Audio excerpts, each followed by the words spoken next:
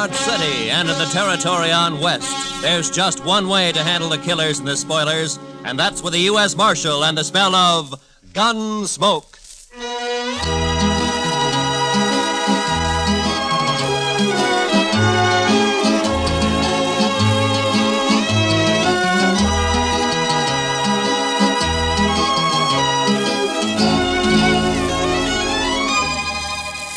Gunsmoke, starring William Conrad. The transcribed story of the violence that moved west with young America. The story of a man who moved with it. Matt Dillon, United States Marshal.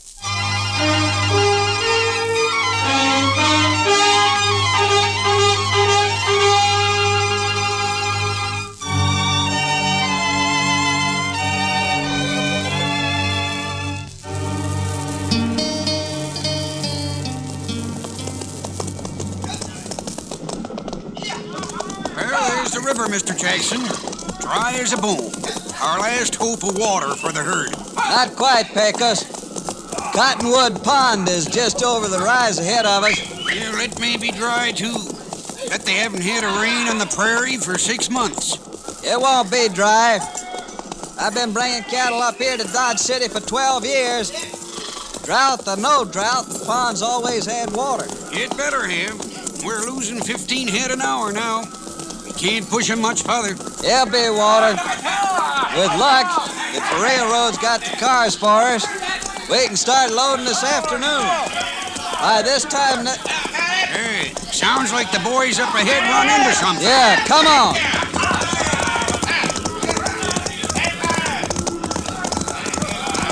There's a pond, Pecos. Plenty of water. Yeah, I guess you were right. Wonder why the herd's piling up. They ought to be stampeding for that pond. You think you have to... Hold up, Pecos. A barbed wire fence. Somebody's fenced off the pond. Mr. Jackson, it looks like we've got a fight on our hands.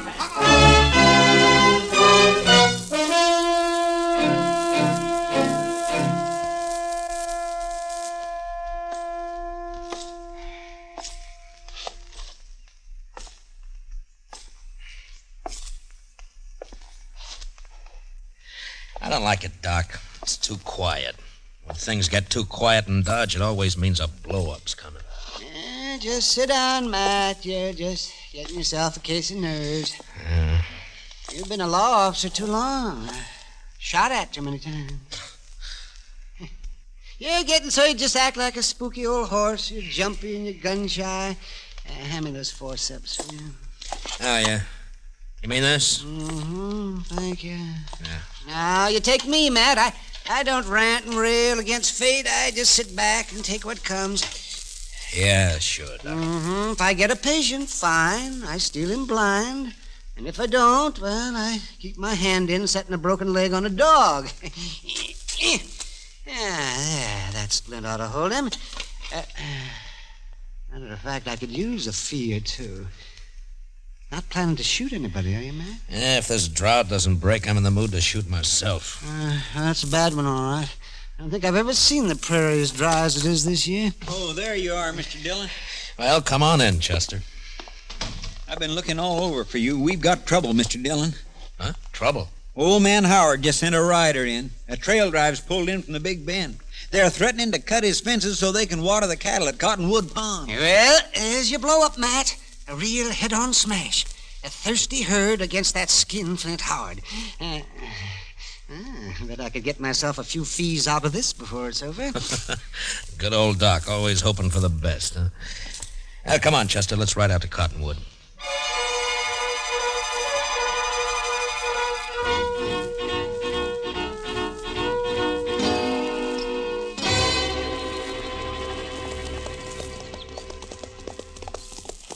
Dyke Howard had no call to fence that pond, Mr. Dillon. There's enough water there for all the trail herds in the next 10 years. That's on his ranch, Chester. He's got a right to fence his own range. Got a right, maybe, but no decent rancher would take advantage of it. Howard's mean. Just downright mean. I think it's more than that, Chester. It's the old business of making $2 grow where $1 grew before. I think Howard figured on something like this when he strung that fence last month, but the trouble is that we... Look yonder, Mr. Dillon. Huh? Must be 50 or 60 riders facing each other across that fence. Yeah. Looks like a couple of armies. Well, that wouldn't be the first range war that started over water rights. Come on!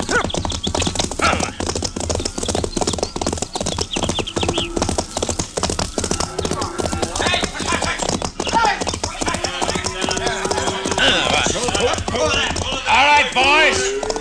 All right, hold it. Hold it, I said. Now put away the guns. The party's over. Who says so, mister? I do.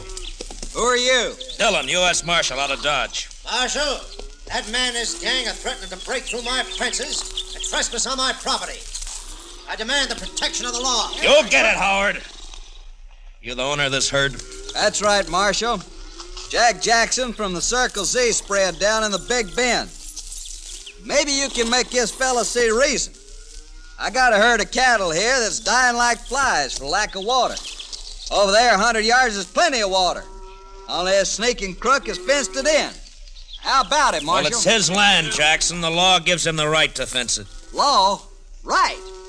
Everything I got in the world's tied up in that herd. There's 25 trail riders there in the saddle I can't even pay wages to if I lose these cattle. Does the law uphold pushing a man against the wall and wiping him out? It wasn't intended to. Howard, why don't you ride up here to the fence and talk, huh? Sure, Marshal. No objections at all. My fence, ain't it? Well, nobody's doubting it. Now, look, is there any reason why you can't get together with this man and let him take that herd in and water it? I made him an offer. He turned it An down. offer, $1 a head a day for water, or buy the herd himself for $3 a head. That's a pretty stiff terms, Howard. Better than losing everything like he's gonna do. Why, you dirty All right, loser. hold it, both of you! Now, look, if there's any gunslinging starts, I'm gonna be in on it, too, you understand? Howard, I just don't understand you. Most people out here on the frontier stick together when trouble starts. They don't kick a man when he's down. And they don't look on a drought or a blizzard as a chance to make a personal cleaning. Just a minute, Dillon. You call yourself the law in Dodge. All right? Does the law say I can fence in my own land? It does. And never mind your opinions, Marshal. All I want out of you is enforcement of the law. All right, Howard, you'll get it. And that's all you'll get. Jackson, you better have your boys start the herd circling. This mean you're backing him up, Marshal? I'm backing up the law, that's all, Jackson. Then I don't think much of your laws up here. I only enforce them, I don't make them. Now, you better circle that herd. I say you better. I'm ordering my boys to shoot the first man or steer that comes through that fence. Chester, you cover Howard. Yes, sir, Mr. Dillon. And if he orders any of his men to fire a shot, kill him. Be a pleasure, Mr. Dillon. What's the idea, Marshal? You wanted the law enforced. All right, you're getting it. But I'm going to do the enforcing, Howard, not you. So if you're smart, you won't give any orders about shooting. All right, Mr. Dillon, you got a tough job. I guess you're trying to do it fair and square. Man does what he has to do, Jackson. I know. It's like with me. If that herd of mine beds down without water, most of them won't get off the ground in the morning. So law or no law, we're going through that fence tonight.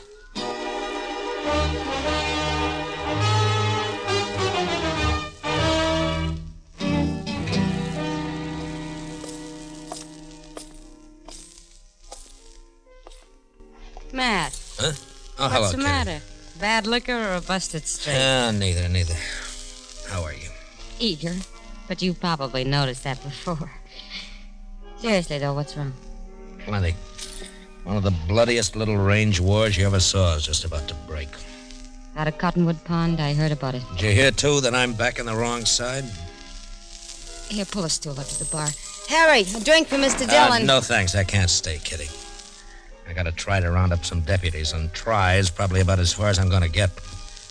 Old Ton will be siding with the Texas boys against Howard and against me. Maybe you ought to switch sides, Matt. Oh, sure, I oughta. I know, but I can't. If I started making my own rules, it'd mean the end of law and order in Dodge City.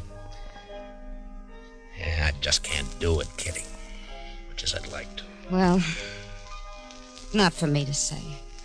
You're the one who has to decide. Yeah, Chester. What'd you find out? Mr. Hightower down at the railroad depot checked clear through to Topeka.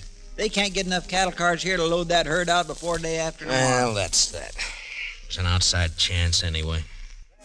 I thought we might load him up fast, Kitty, and run him up to Walnut Creek. It's still got a little water in it.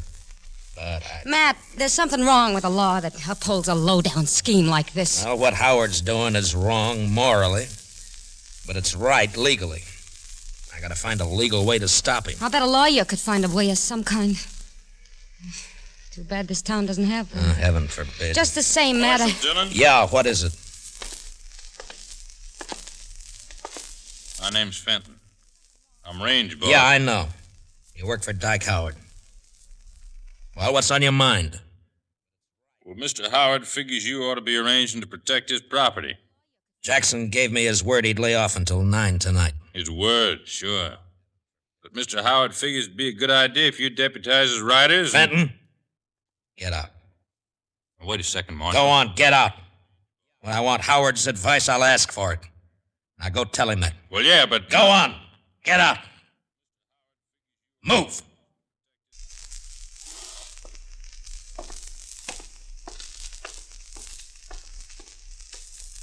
Deputize his riders. Sure, he'd like that.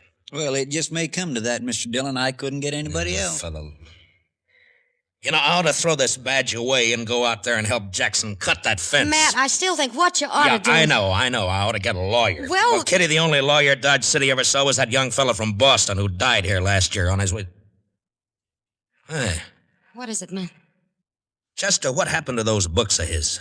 Well, nobody never claimed them. They're still in the back of the jail there somewhere. That's a long shot, but... Kitty, I love you. Matt. Come on, Chester, let's find those books.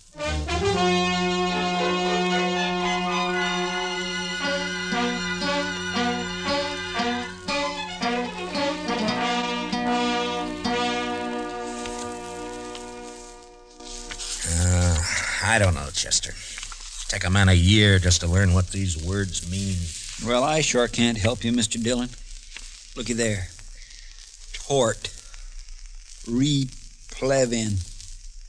Statutory malfeasance. Why don't they write the laws out in English? There'd be no work for lawyers, then. The only thing that might do it is this one. I'm not too sure what it means. Evening, Matt. Oh, Doc, come on in here, will you? I figured I'd bring you a little courage for the battle. What? Might be snakes out at Cottonwood Pond. It's very thoughtful. Yes, sir. Calomel and Irish whiskey. No doctor west of the Mississippi ought to be without 'em. The calomel's for the women, you understand? Yeah, sure. Mm-hmm. Of course, a bottle of Jameson might not cure a patient, but it sure makes him enjoy his illness. Yeah. Look, Doc, you've been to school. At least I guess you have. Oh, well, I browsed through a couple. Well, listen to this now, and tell me what you think about this paragraph right here. Well, let me see. A schedule of territorial ordinances and judicial precedents. Handbook for local administrators. Well, I didn't go to law school, man. No, but you've read books, and you know big words. Now listen to this. The local administrator or other duly constituted authority in a territorial division is hereby empowered to declare a state of acute emergency in case of riot, rebellion, or any natural catastrophe which threatens the general welfare. Now, Doc, would you say I'm a duly constituted authority, huh? Well, Dodge City, I guess you're about the only authority. Yeah, now, would you say this drought we're having is a threat to the general welfare? Well, I've never seen a worse one, but... All right, now listen to this. Yeah? During the period of such emergency, the officer in charge is authorized to seize, confiscate, allocate, or otherwise administer critical materials and facilities in accordance with the common need and his own discretion. All right, Matt. Water is a material. Yeah? And as far as keeping cattle alive is concerned, Cottonwood Pond is a facility. That's all I wanted to know. I don't see how it'll help you, though, Matt. Howard will never stand for it. You're still going to have a pitched battle on your hands. Maybe so, Doc. But at least I'll be fighting in the way I want to fight. Well, come on, Chester, let's go. It's 8 o'clock.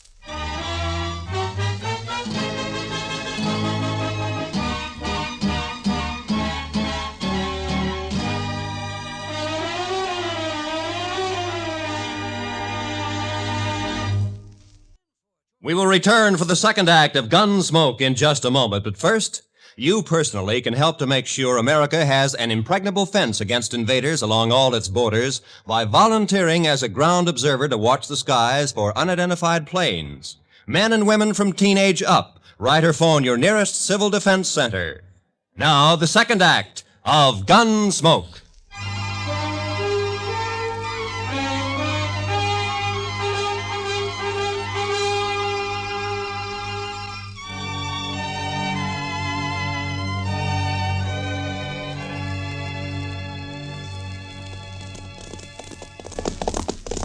It's dark now. Must be pushing 9 o'clock. Hope they don't jump the gun on us, Chester. I figure Jackson will stick by his word, Mr. Dillon. If Howard lets him. You know, we might get a break in this drought if that storm comes this way. No, I'd say it's only heat lightning. All thunder, no rain. Well, if it goes on a few more weeks, this prairie will be dried right down to the All nubbin. right, hold it. Pull up them horses. He's right there by the fence, Mr. Dillon. Yeah, I see it. Who's there? Well, speak up. I usually answer bushwhackers with a 6-gun. This is your lucky night, Fenton. Oh, Marshal, I didn't know. Where's your boss? All right here, Dillon. About time you got here. That mob may try to rush the fence any minute now. Not yet, Howard. I said 9 o'clock. You got 5 minutes yet. Come on over here, Jackson. I want you to hear this, too. I kind of wish you'd stayed out of it, Marshal. I'd rather not have fought against you. Never mind. Mr. Howard, by the authority vested in me as a U.S. Marshal, and under the territorial laws and ordinances of the United States, I'm hereby declaring a state of acute emergency due to the drought. What are you talking about, Dillon? The U.S. Territorial Ordinance Schedule of 1858, Section 721C. What are you trying to say? Just this.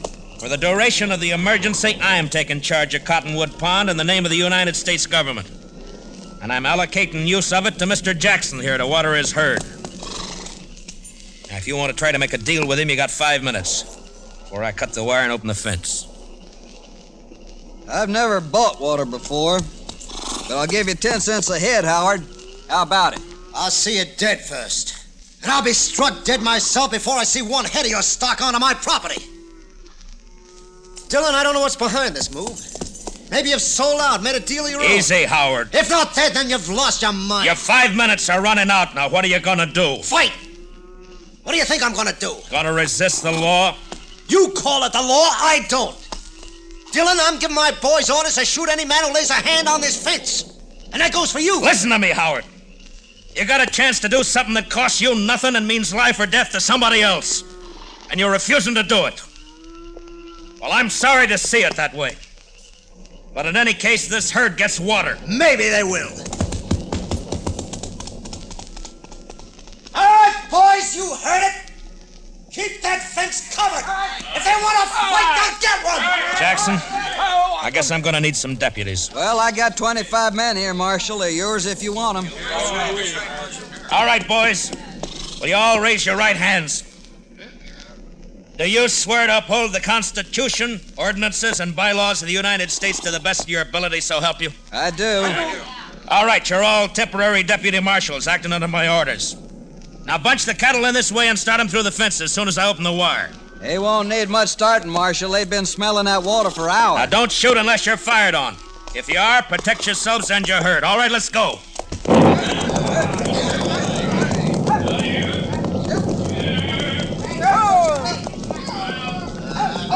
Hey, Gus!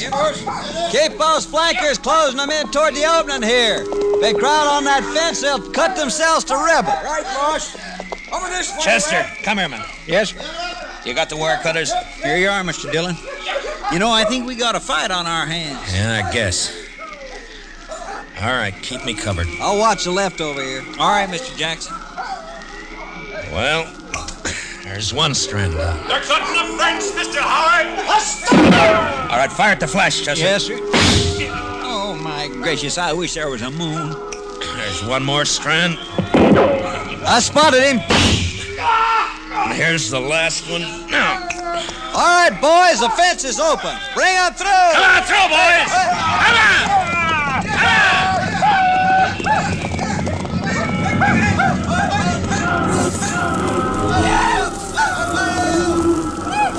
Heads up, Chester. They won't give in this season. Yeah, you can hear them out there, but you can't see for the dust. Yeah. Wind's coming up off that cloud. Well, come on. Let's try to find Howard. I'm going to take him in for attempted murder. Last time I heard him, he was down along the fence here, Summers. All right, boys! Fire the grass! What's it? Look at them torches, Mr. Dillon. They're setting fire in the grass. Yeah. As dry as it is, they'll start the whole prairie blazing. Jackson! Get your herd through the fence. They're trying to stampede it. It'll take more than fire to turn those cattle away from water. I guess you're right. Look, send as many of your boys as you can to help me. We got to get that fire stopped and fast.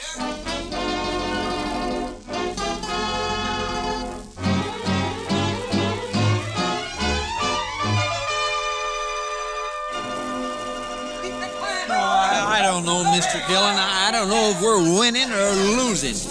Well, if that backfire holds it, we're winning, Chester. Otherwise... Couldn't have been a worse time. The prairie's dry as gunpowder. Well, at least the herd's safe. They wouldn't leave that pond if the whole world caught fire. Any orders for the boys, Mr. Dillon? Yeah, just have them keep working along the edge of the backfire pick us, beat out any sparks that get across. Huh? Right, Marshal, I got you. Have you seen anything of the Howard gang? Oh, not a sign. I guess they figured they'd done all they could. Yeah, maybe. Mr. Dillon, I'd swear a storm's gonna break. I can halfway smell the rain. I don't know about that, Chester. But it's doing one thing it won't help us. What do you mean? Look, the wind's shifting. It's starting to drive those flames across the backfire. Well, if it catches there again, it'll get clear away from Yeah, us. it sure will. Now, come on. Let's grab some of the boys and start working behind it. Yes, sir. Don't, Dillon. Well, Fenton, I figured you'd be halfway to the Mexican border by now. Well, you figured wrong. You keep your hands still, both of you. One move and it's your last move. That's about the way you planned it anyway, isn't it? You wiped us out, Dillon. That backfire of yours took the ranch house and the barns. There's nothing for us to do now but drift. Only first I'm gonna kill you. Hit the dirt, Chester. Fenton, drop the gun. You're under arrest. I'll drop it, you dirt. Dillon,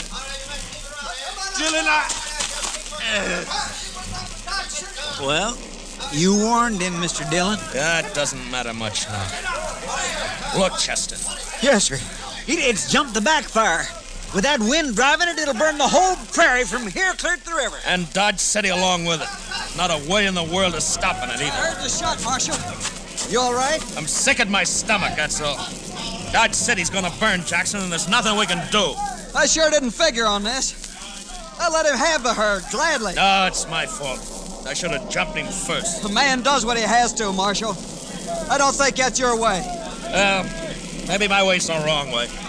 When it leads to burning 10,000 acres of prairie in a whole town, there must be something Wait, wrong. Mr. Dillon. What is it, Chester? I told you I could smell it.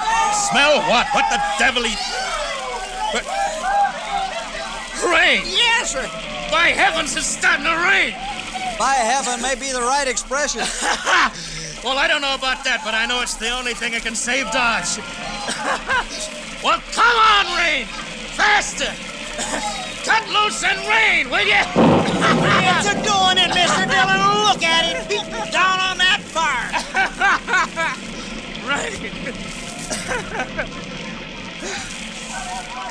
Chester, you know, out here on the frontier sometimes, when a thing like this happens, it makes you wonder if maybe... Well, I don't know. Come on, Chester, let's find our horses.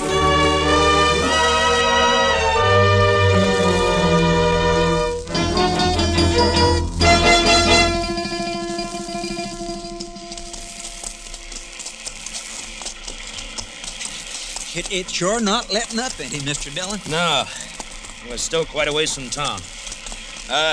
Let's swing over along the bluff, Chester, and find a place to wait it out for a while, huh? That's what I was hoping you'd say. Come on. Well, it took a long time to break loose, but it's sure making up for lot. Wow! I never saw lightning this big before. Usually lets up once the rain starts. I guess it's just a freak storm anyway. What? Off your horse, Chester, flat on the ground. Now. I saw it flash, Mr. Dillon. It come from that lone cottonwood tree. Yeah. It's a bad spot. He's got cover and we haven't. And I guess we found out what happened to Mr. Howard. All right, Howard. Come out with your hands up. You're under arrest. Why don't you come and get it, Dillon? I'm gonna flip a shot at the tree, Chester. Roll away as soon as I fire. Yes, sir. All right. Now. Smart, Dillon. You're not smart enough. That was close. There's enough light for him to see. He's got all the odds. If he keeps it up, he'll get us sure. Maybe we might just well rush him, Mr. Dillon. We haven't got much to lose. It's an outside chance, Chester. That he's bound to get one of us. Yeah, but this way it's both. Yeah, I know. All right. We'll go in on the count of 3. Fan out and move fast. Yes, sir. And, good luck, Chester. Same to you, Mr. Dillon. All right. 1, 2, 3.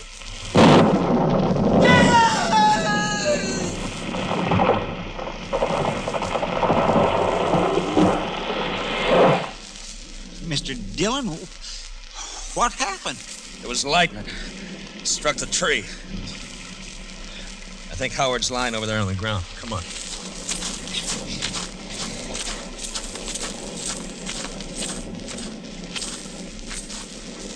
Yeah. He's down, all right. He said he'd be struck dead before he'd ever give in. Well, he was. By heaven, I don't know. The second time tonight. You know, Chester, I think I'm going to change my ways.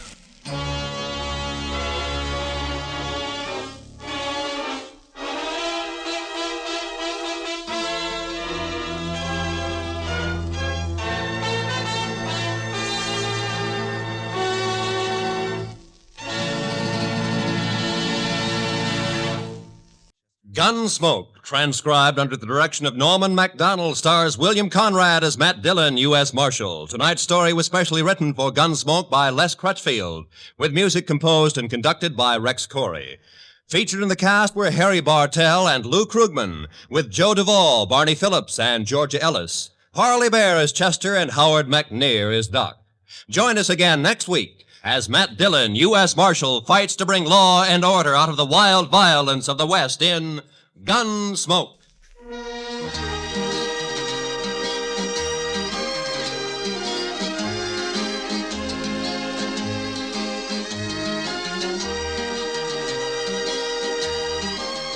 Eve Arden plays the wisecracking English teacher Connie Brooks of Madison High, Sunday nights on CBS Radio.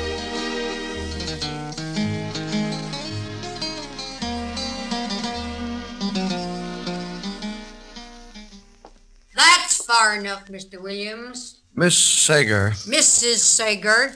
Mrs. Sager. Would you please put that rifle down? I came here without any guns, without any means of force whatsoever. You come here with force. Now, Mrs. Sager. Come here to force me out of my house, off my land. Mrs. Sager, please. Nobody shoves me off of my land, Mr. Williams. Nobody. This land is mine. It's free and clear, every inch of it. I've no doubt. My husband staked this land 25 years ago. He homesteaded it and raised cattle on it every year till he died. Every year till he died, he raised cattle on this land. I have every respect for you. And nobody takes me off this land, Mr. Williams, you or your filthy railroad or anybody else. My husband left me this land and he said, Libby, this is your land and you keep it. I said, Howard, I swear by everything decent, nobody'll ever take this land away from me. A solemn and holy oath, Mr. Williams, to a dying man. Mrs. Sager, now, listen to me for just a minute. Well, I know what you're going to say. Just a minute. 1 minute, Mrs. Sager. Said it 100 times if you said it once. Please, Mrs. Sager, just 1 minute. Well, go on, talk then, talk and get it over with. 1 minute. 1 minute. That's right. I represent the railroad. I know that. And we have reserved from the United States government a right-of-way of land across the United States for our railroad, Transcontinental Railroad, Mrs. Sager, Transcontinental. The United States government... United States government, I heard you. What do you want to do, scare me or something?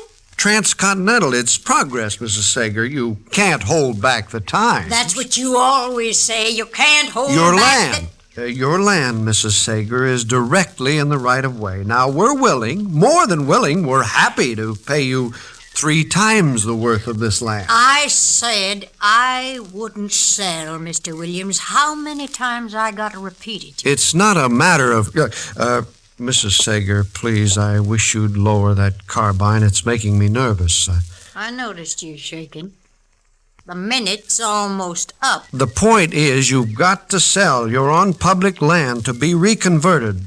Now, we sent you a check and a notice to get off the land. No, not us. The United States government. That makes it mandatory, compulsory. It's a free country. Progress, Mrs. Sager, for the common good. It's a free country. I can live where I want, and this is where I'm living. And let me tell you something, Mr. Williams.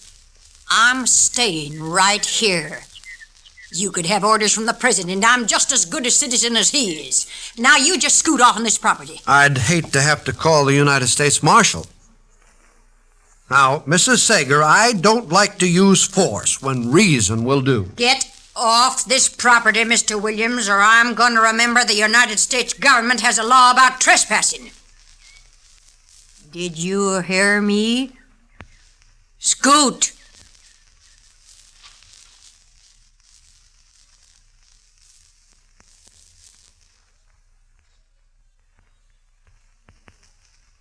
You can't hold back the times.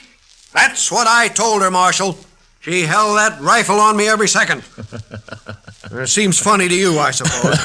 No, I didn't mean to laugh at you, Mr. Williams, but... Well, Libby Sager's quite a woman. I've known her a long time. I knew her husband. Anybody could be married to that. Now, what you've got to understand about Libby is, Mr. Williams, that Libby isn't an ordinary woman. That's sure. No, Libby is... Well, she's kind of like the West. I mean by that, she's got her ways, and her ways are free. And she's hard to tame. Well, I'll tell you this, Marshal. In the railroad business, when we come to a mountain, if we can't go around it, we blast right through it. Yeah, well, I'm not so sure I'd try that with Libby if I were... Marshal, I've tried talking to her. I've sent her letters. I've tried everything. There's no moving. Yeah, I know. But you've got to keep in mind that Libby's lived there for almost a quarter of a century. I've got a job to do. Look, can't you go around her land? Oh, fine. A straight line track for a few 100 miles, then all of a sudden it juts out for a few little acres, and then back to another straight line for another 100 miles. I would break it up a little, wouldn't it? Marshal, I want you to get out there with this order. It's an order to vacate. Every time we send her a check, she sends it right back. So here's a check to go with the order. Look, Mr. Williams, she's not going to move. I know that woman, and she's not going to move. That's a United States government order, and you're the United States Marshal. Oh, please, Mr. Williams, don't remind me of my duties. There's some things I don't like about this job.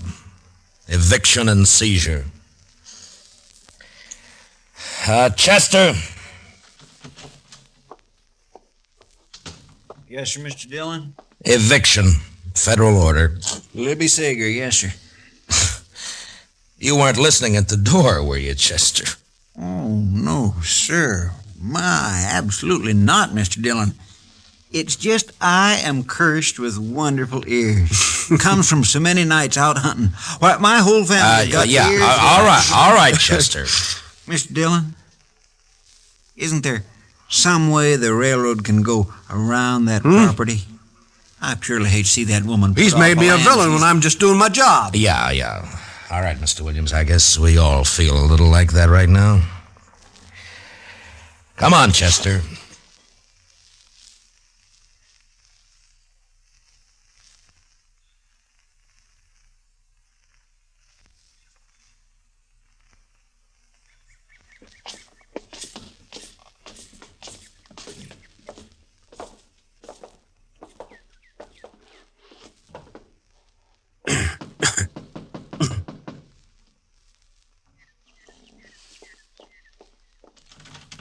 Listen, this here... Now hold it, Libby. Saw you through the curtains. Well, I saw you peeking. Coward little railroad has to bring the marshal. Mr. Williams I asked had me to, Mrs. Sager. I told you before that... Hot-bellied little railroad had to get the marshal. Now, Libby, I want you to put that carbine down, and I want you to act like a human being. Huh? Don't you start anything with me, that kind of talk. Now, Matt Dillon, I knew you too long for that kind of talk. Libby, what would Howard have said if he could see you standing there holding a carbine on me? You can say what you got to say right here and right now. Just leave my poor dead husband out of this. You think he'd stand in the way of progress the way you are? Progress?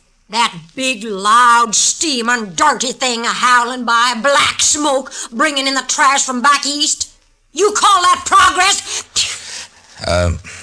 I'll make a deal with you, Libby. You put down your gun, and I'll send Mr. Williams and Chester back to town, huh? I got nothing to say to you, Marshal. Chester. Yes, sir, Mr. Dillon. Here, take my gun, Chester. And this. What are you doing, Mr. Dillon? You took off your star. Take it back to the office with you, and take Mr. Williams with you, too. Libby and I are going to talk. Yes, sir.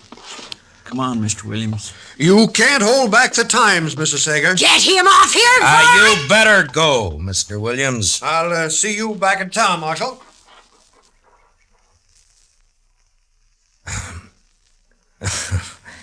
Well, Libby, aren't you going to ask me in? I told you, Marshal. The name's still Matt, Libby. No star. See? Now can I come in? Well, I suppose. Thank you.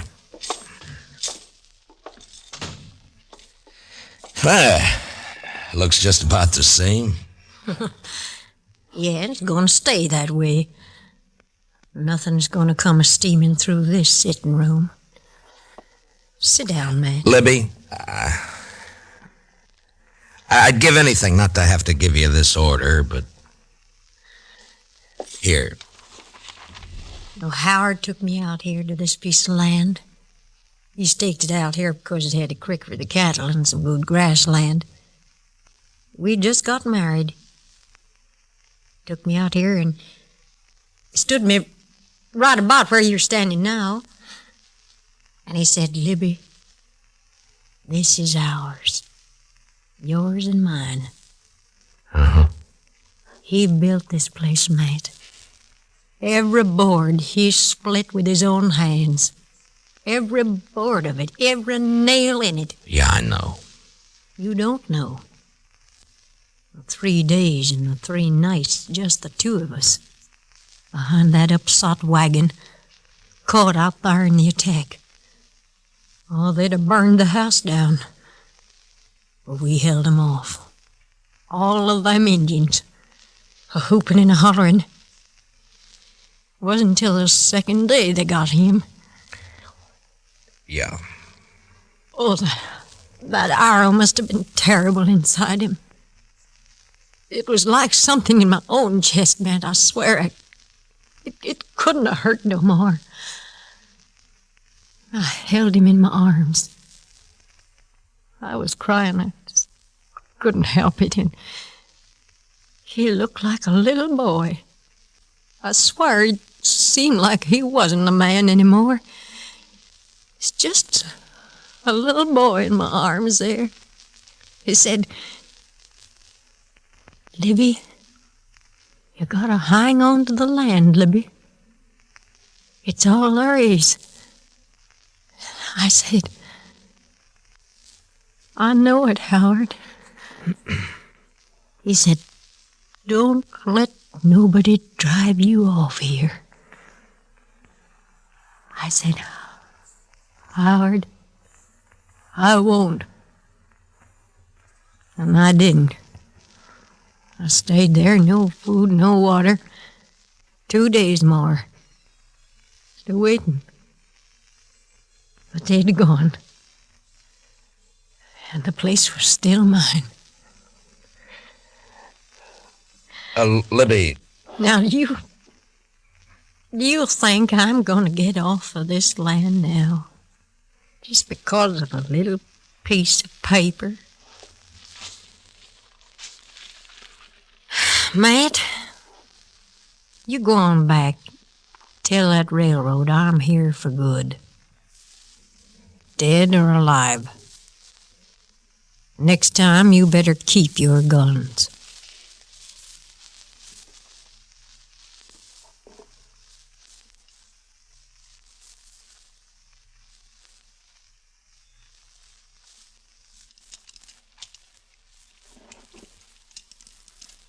Marshal? What'd she say, Marshal? Talk didn't do any good, did it? I knew it wouldn't. Mr. Williams, you did your job. Now, why don't you go back to the hotel and we'll get in touch with you, huh? Sure. Marshal, Yeah, you sure you don't need me for anything? I'm sure. Okay. Well, hello, Mr. Williams. Hello, Chester. Where's he going, Mr. Dillon? I sent him back to the hotel, Chester. Hand me that chamois there, will you? Yes, sir. Here. No, thank you. Mr. Dillon, What? if she don't leave peaceable, you gonna carry her out? Well, we'll see what happens, Chester. I mean, if she don't come out peaceable. Look, Chester, that railroad's going to be here for a long time. A long time. Now, there are going to be a lot of people dependent on it for beef and for everything else. And Libby's just one person. Just one person. One person, yes, sir. That's right. That's right, Mr. Dillon. Yeah. Mr. Dillon, I've never seen you like this before. Chester, I can't do it. All right. You gave her 10 days to give you an answer, Mr. Dillon. And the order come down almost a month ago. You did everything you could. If you ask me, you oughtn't to feel bad. You just got to do it, that's all. Never hurt anybody. Paid all her bills. Now we gotta run her off our land. Well, it wasn't nobody's fault that Howard Sager homesteaded on what was going to be a railroad track. Wasn't his fault, nor her fault, nor your fault. Wasn't even the railroad's fault. I know you're right, Chester. You're right. And Mr. Dillon, she'll have enough money she can live anywhere. Yeah. Yeah, sure. Sure. Anywhere except where she really wants to live. Well, Yeah, I know, Chester. Well, it's almost 10:30. We gave her till noon today. I guess we better get packing. Guess we better.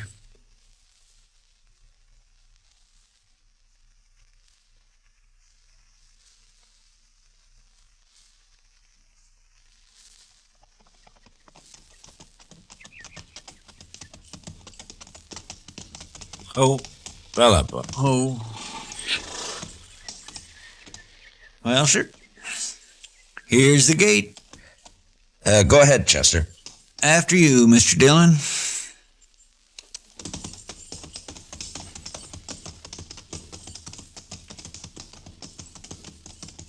Matt Dillon? Oh, boy.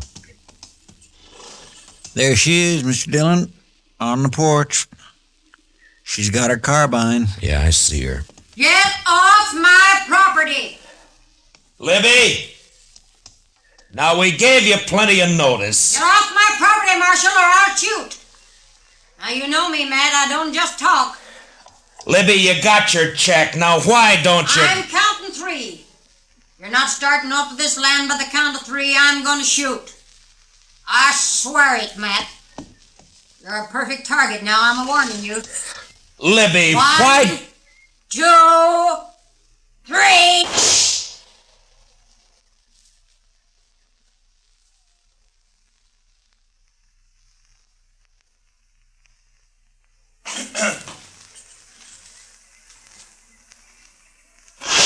Come on, Mr. Dillon. That big rock over there.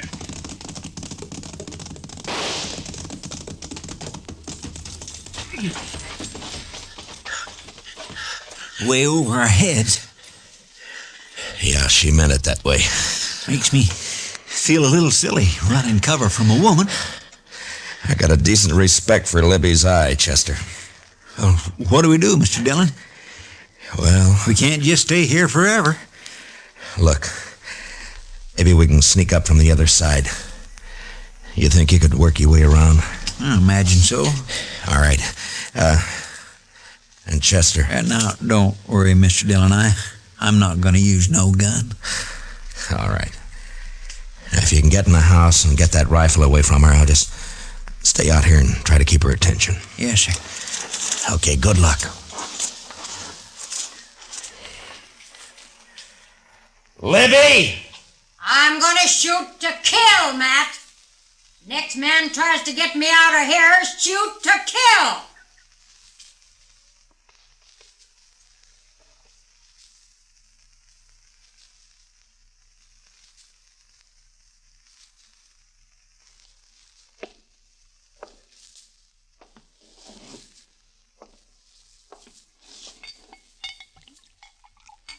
Hot.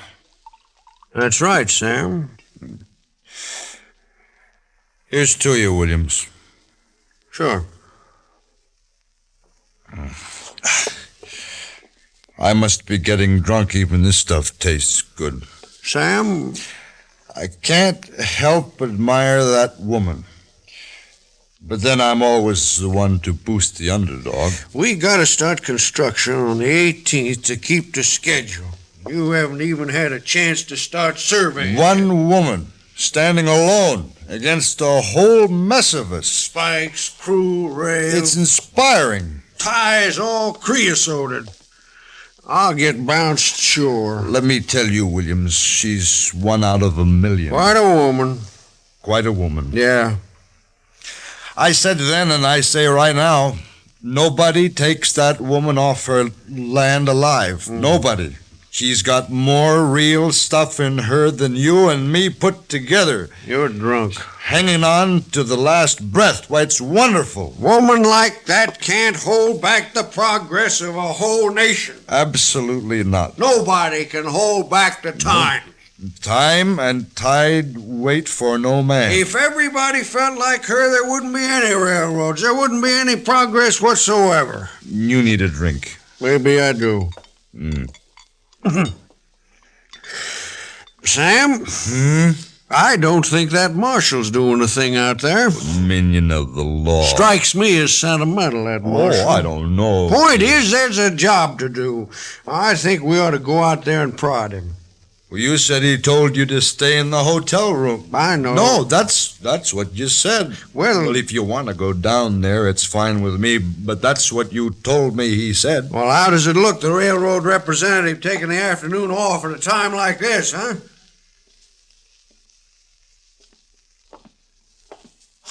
Hand me my holster. Huh? Well, what do you want guns for? I'll tell you what I think. I think the woman's a little demented holding herself up that way. Her husband's death, years alone in that house. She's crazy. Fanatic. Yeah. Here. Thanks. Fully loaded. She's a wonderful woman, though. Dead shot with that rifle of hers. I'm not going out there unprotected. I don't blame you a bit. I think I'll take my holster, too. Hey, What? one for the road, huh? No more. One for Libby? Oh, what do you say? All right. One for Libby. To Libby Sager. The spirit of the Old West. Right. Say, you know they'll write a song about her? How the track was built over her soul? And they'll write a song about us, too. Oh, stop it. You're drunk.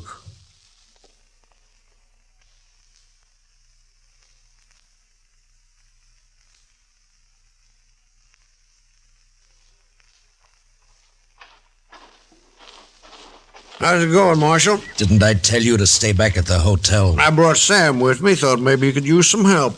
Sam, Huh? Hello, Marshal.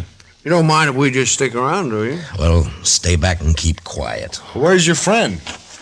Trying to sneak in the back. Only trouble is... Marshal, Right here, Libby. I got my eye on that sidekick of yours. You either call him back or I'm going to have to shoot him. Chester! Oh, coming, Mr. Dillon.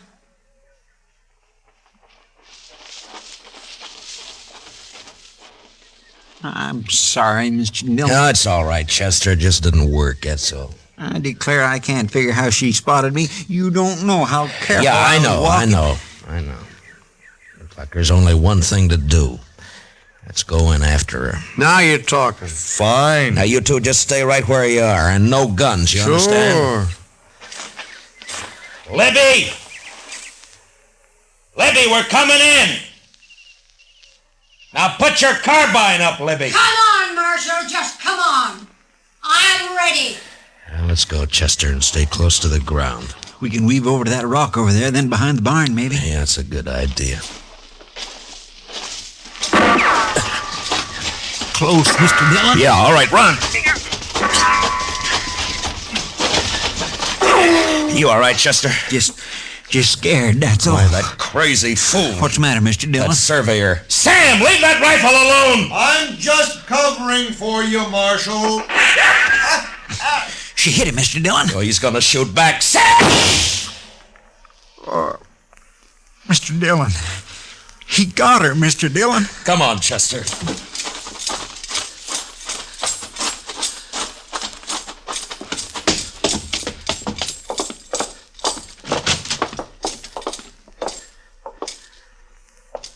Libby? A good shot, Marshal. It wasn't him, Miss Sager. Lift up her head, Chester. It's better this way. Matt, it's much better this way. Marshal? Oh, I didn't mean to, Marshal. I told you to put up that gun. I was trying to cover for you. When she got me in my shoulder, I didn't think. I just... Matt. You just lay quiet, Libby. We'll send for the doc. Now you let me be. Say, Matt. Yeah, Libby. Matt, I bet you people don't forget me so easy. They won't, Libby. You know, Matt, I'll bet they'll remember me every time.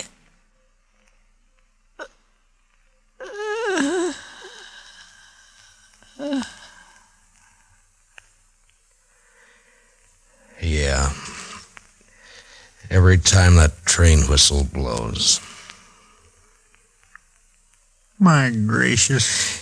You know, Chester, sometimes progress is hard to come by.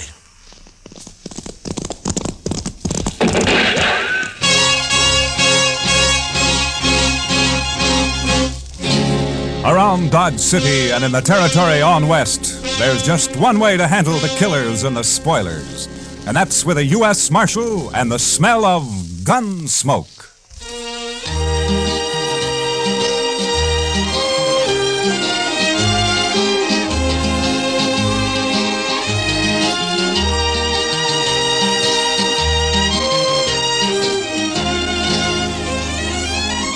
Gunsmoke, starring William Conrad.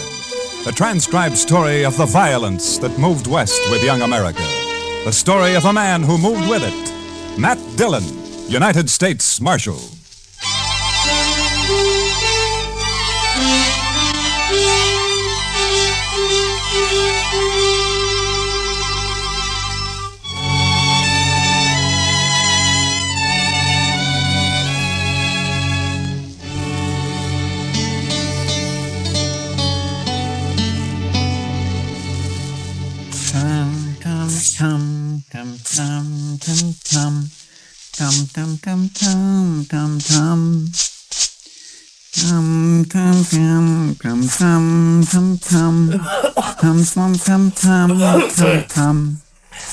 Chester, do you have to do that? You're just stirring up a lot of dust. Well, cleanliness is next to godliness, Mr. Dillon. Yeah, I know, Chester, but all you're doing is getting it off the floor into the air. Man can hardly breathe in here. All right, Mr. Dillon. I'll do my sweeping later. Yeah, good. My mother taught me that, Mr. Dillon. Taught you what, Chester? That cleanliness is next to godliness. She was a fine woman, too. Oh, look, Chester, it's a good saying, and it's probably true, and I got nothing against your mother, except that she also should have taught you how to sweep. Well, maybe she just didn't have the time, Mr. Dillon. You see, there was an awful lot of us, and what with chores and... Oh, hello, Doc. Come on, I'll buy you a drink. What? Doc said he'd buy you a drink, Mr. Dillon. He really said that? You coming? Doc, you gotta quit throwing your money around the way you do. Maybe you don't need a drink. Wait a minute, Doc. I'm with you. I'll tell you all about it when I get back, Chester. I'd be mighty interested, Mr. Dillon.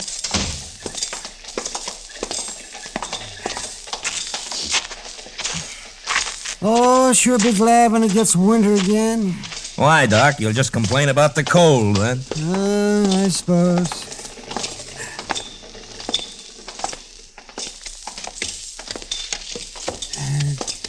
You go sit with Kitty, Matt. I'll bring a bottle of Irish over. Okay, Doc.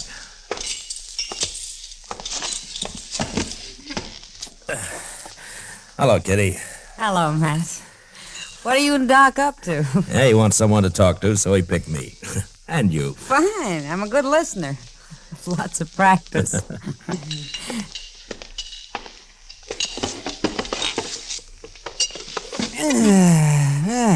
I see. You like Jameson's, don't you, Kitty? Sure, Doc. What are we celebrating? Let's see here. We'll drink to a fella that you don't know. Uh-huh. Cain Vestal. Well, here's to him. Yeah. Here's to him. Yes, he'll be dead in a couple of months. What? That's what I told him. What do you mean, Doc? Well, I'm not the only one who's told him that. I'm just the last. Well, who is this Cain Vestal, Doc? Oh, it's just a fella. Came in on the train last night, leaving for Arizona tomorrow. Huh? That's where he's going to die, in Arizona. He's a musician. He plays the guitar, he tells me. Well, how's he gonna die? Consumption. He's got it bad. I'm the last doctor he's going to ask about it, he says. Poor fella. Yes, climate out there, keep him going for a little while longer. Oh, I don't know. He's such a sad man for some reason. Well, who wouldn't be, Doc? No, Kitty. I think Cain's been sad for a long, long time. He's a very nice fellow, too. Nothing can help him, huh? No, nothing. You know, it's a funny thing, Doc. I'm just sitting here thinking. Sometimes you have to tell men they're gonna die. Sometimes I have to. Yeah, that's right, man. Oh, see, there he is. See that fellow with the car there? He just came in. Oh. Yeah, I don't think he knows anyone around here. You mind if I ask him over? Sure. Your party, Doc. Oh, good. Cain? Cain? Over here?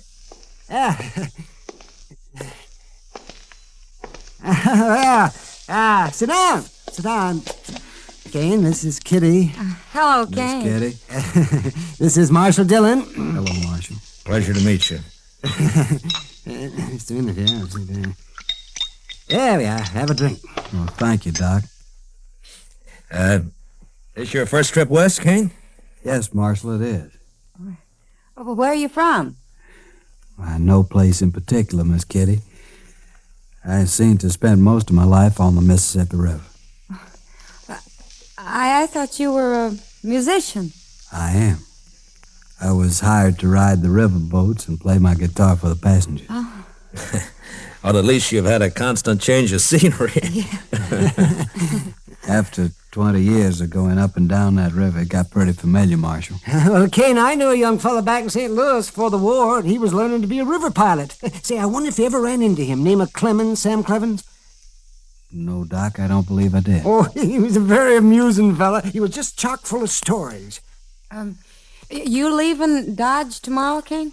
I'm headed for Arizona, Miss Kitty. No reflection on Dodge, though. If you hit a place out there called Tombstone, I wish you'd look up Virgil Earp for me. Tell him I sent you, huh? Thanks, Marshal. I'll do that. Say, Cain, I wonder, could I ask you a favor? Well, certainly, Miss Kitty. Anything at all. Or would you play something for us? I had an idea that's what it'd be. Anything in particular? Oh, play something you like, Cain. Another girl I knew used to like this one.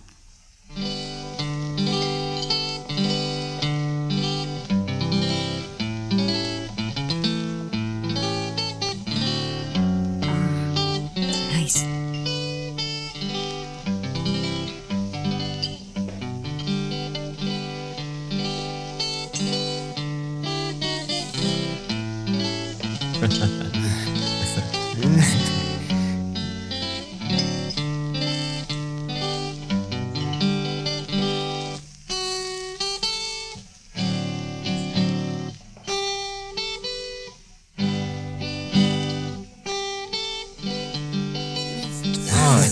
Sure.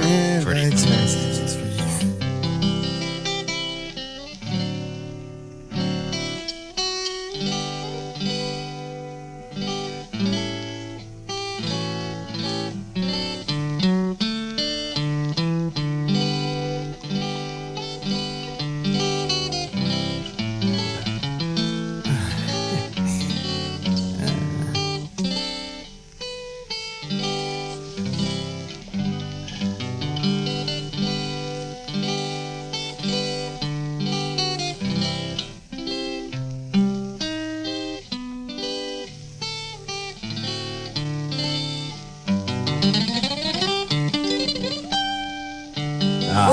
That was fine. that was That's fine. Thank you, Miss Kitty. I wish you were going to stay here a while.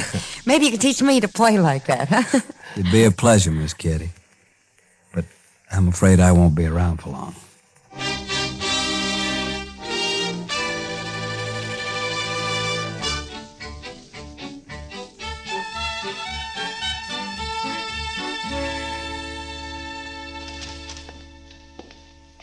Morning, Mr. Dillon. It's, noon, Chester. Yes, sir, I know, but you went off with Doc yesterday, so I figured I had a little time coming today. Well, that depends on how you spent it. Now, if you've been gambling, I am... Now, Mr. Dillon, you know I never gamble. No, sirree. I was out helping a fellow learn to shoot a 6-gun, that's all. No? You mean there's a man in Dodge who doesn't know how? This fellow don't. Never had one in his hand before. He's a musician. What? Plays the guitar, he told me. You mean Cain? Cain Vestal? Yeah, so that's his name. Nice a fellow you'd ever want to meet. Yeah. But he was supposed to leave on the stage this morning. And what's he done with his 6-gun anyway? Well, I don't know, Mr. Dillon. He just come by here early this morning and asked me if I'd teach him. Where'd he get the gun? Said he'd just bought it. Anything wrong, Mr. Dillon? No. It just doesn't add up somehow, that's all. Oh, well, he won't cause any trouble. He's not the sort. You never know, Chester. No, sir. My Kitty looks pretty this morning. She's got a yellow parasol, Mr. Dillon. Kitty? Oh, I think I'll go see her for a minute. I'll be right back, Chester. Yes, sir, Mr. Dillon.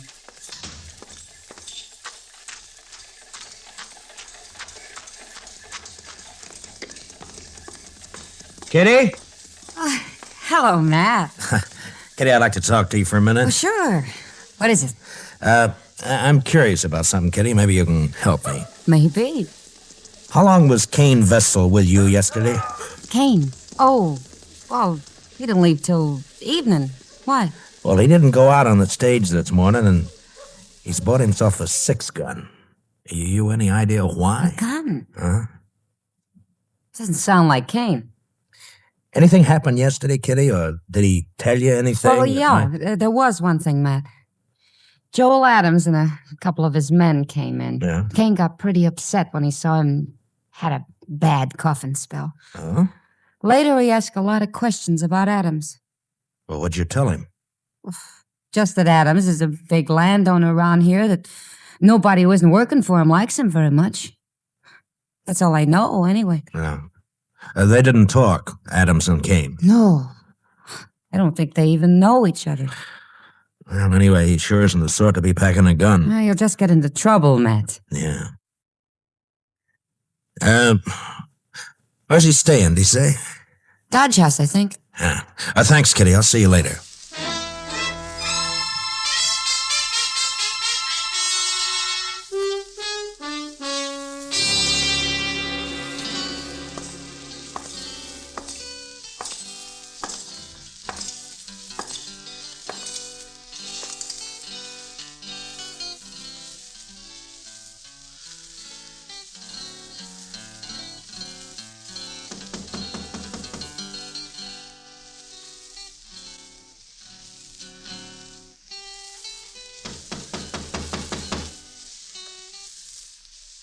Come in. Hello, Cain. Why, Marshal Dillon. Come in, come in. Thank you. What can I do for you, Marshal? I thought you were leaving Dodge on the stage this morning. Well, I was, Marshal, but I changed my mind. You know how it is. Sure, Cain, sure.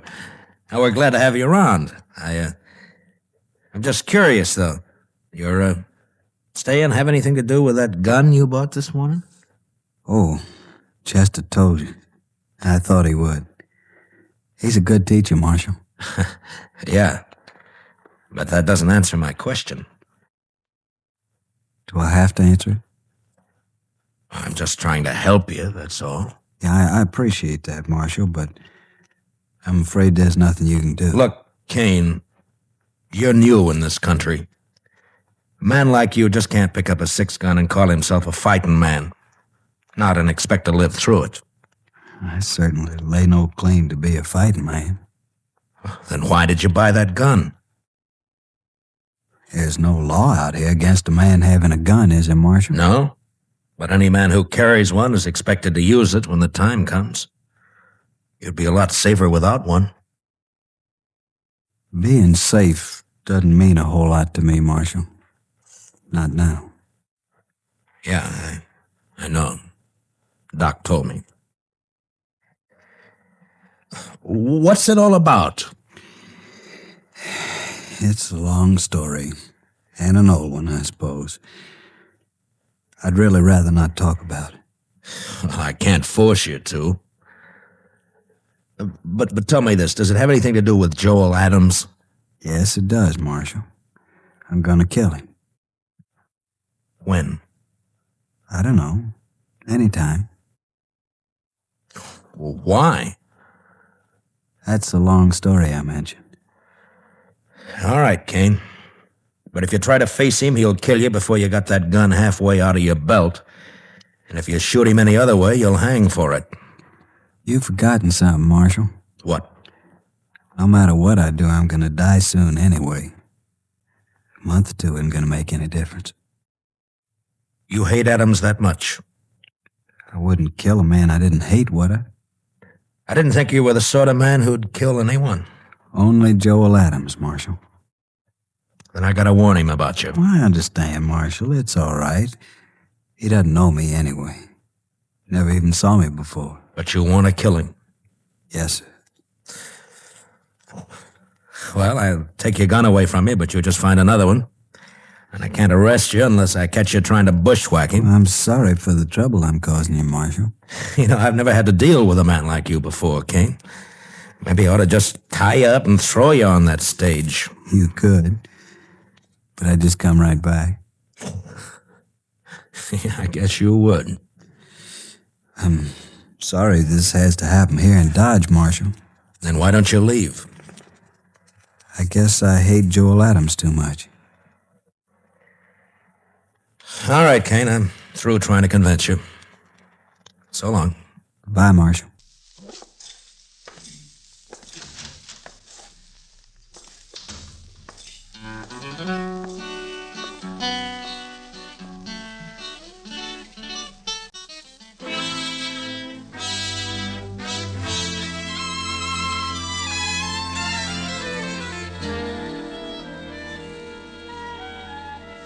I never heard of Cain Vestal, Marshal, and I never saw him before last night. You must have known him somewhere, Adams. You're trying to make me out a liar, Marshal. I'm trying to save Cain's life and yours, maybe. Oh, he ain't gonna shoot me. I'll kill him first time he looks sidewise. Maybe you won't see him. Oh? Shoot me in the back, eh? Well, in that case, In that case, what? Why, nothing, Dillon, nothing. Forget it. If Cain's shot in the back, you'll be the first man I'd take in, Adams. I don't even know him. Why should I shoot him? I'm only warning you. Well, just leave me be, Marshal. I can take care of myself. See that you do, Adams, and only yourself. Why, sure, Marshal. I don't much like the idea of some stranger gunning for me. Makes me sort of uneasy. There must be some reason for it. Don't start it again, Marshal. Ain't no reason. I know. You've led a blameless life. You never hurt anyone. I told you twice. There are men around here who'd shoot you on sight if they thought they could get by with it. I don't think you were ever any good, Adams, so don't tell me Cain's got no reason. I don't believe it. You're pushing me now, Marshal. I'm tired of your talk, that's all. Maybe it's true you don't know him, but he sure knows something about you. Well, then he'll wish you didn't. That's all I got to say. Well, just keep out of his way. Give it a little time, and maybe there won't be any killing at all. Why, sure. All the time in the world. All right, Adams. I've done all I can. Just don't worry about me. I'm not. Then goodbye, Marshal. Goodbye.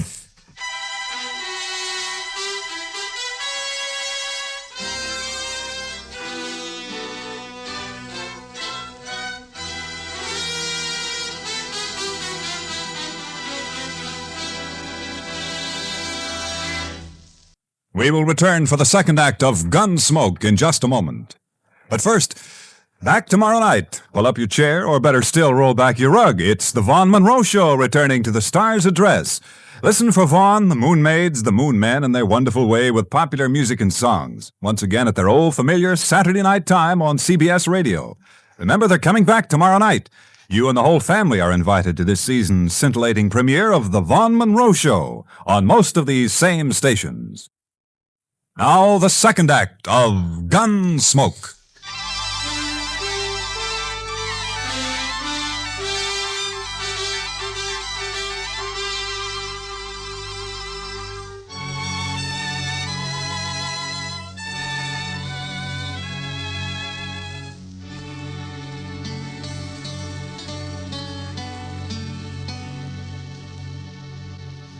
Sure is quiet around town tonight, Mr. Dillon. Yeah. There's a trail herd due in a couple of days. I suppose business will pick up then. You'd think those cowboys be too tuckered out after a ride like that to have any juice left in them at all, Mr. Dillon. Yeah, they're too poor to cut loose any other time. Well, that don't stop them down in Texas, Mr. Dillon. No? No. It's just like an uncle of mine back in Waco. He was poor, he was mean poor, but he always said the only good money was to have fun with. Oh, did he have fun? But no, sir. He was too poor, like I said. All right, Chester, all right. All I ask is that you don't try to explain it to me. Well, but there's nothing to explain, Mr. Dillon. It's just that he was the one poorest man you'd ever... Marshal, say, you want to talk to Cain Vestal? What? Cain is upstairs in my office. He been shot? No, not shot. Beat up. Well, how is he, Doc? Well, it's not too bad. A couple of cowboys found him just outside of town. They heard a shot and said two men rode off before they could stop them. Yeah? And I guess whoever it was, they didn't have time to finish the job. They just got started working on him. So Adams made the first move, huh? I'll be back soon, Chester. Yes, sir, Mr. Dillon. They hit him on the head with a gun butt and scratched him up some. Outside of that, he's fine. That's still assault, even if they didn't kill him, Doc. Yeah, I suppose it is. Anyway, they took a shot at him when they heard those riders coming along. Went right through his coat. Yeah. They probably think he's dead. So that's where you went, Doc. I might have known. Didn't even give you a chance to use that gun, did he, Cain? I didn't have a gun on me, Marshal, but it wasn't he. It was they. Huh? Did you recognize them? Well, I don't know many people around here. You know Joel Adams, so you told me. It wasn't Adams. Could you pick him out if you saw him again? No, Marshal, I don't believe I could. Where were you when they grabbed you, Cain? End of Front Street. I was taking a walk after supper. They rode up behind me, one on each side, lifted me up, and carried me out of town a ways. You must have got a good look at them, at least when they got off their horses. It was too dark, Marshal. Yeah. Doc, how long's he been here? Oh, about half an hour, Marshal. Why? Those cowboys who saw you, Cain, they brought you right in here, didn't they? Yes. So it was maybe an hour ago when those two men hauled you out of town? It was plenty light enough then. Was it, Marshal? You're gonna fight it yourself, aren't you? Yes, Marshal. It's my affair. It was, Cain, but you've been assaulted and shot at, so it's the law's business now. I won't prefer any charges, Marshal. You don't have to. I've seen you, and I know who did it, or who hired it done, as well as you do. Please, Marshal. I got to handle this my own way. There's a law that says you can't murder a man, Cain, and the same law says he can't murder you. Are you so full of hate you can't get that through your head? I guess that's it, Marshal. All right, Cain. You do what you have to do. So will I.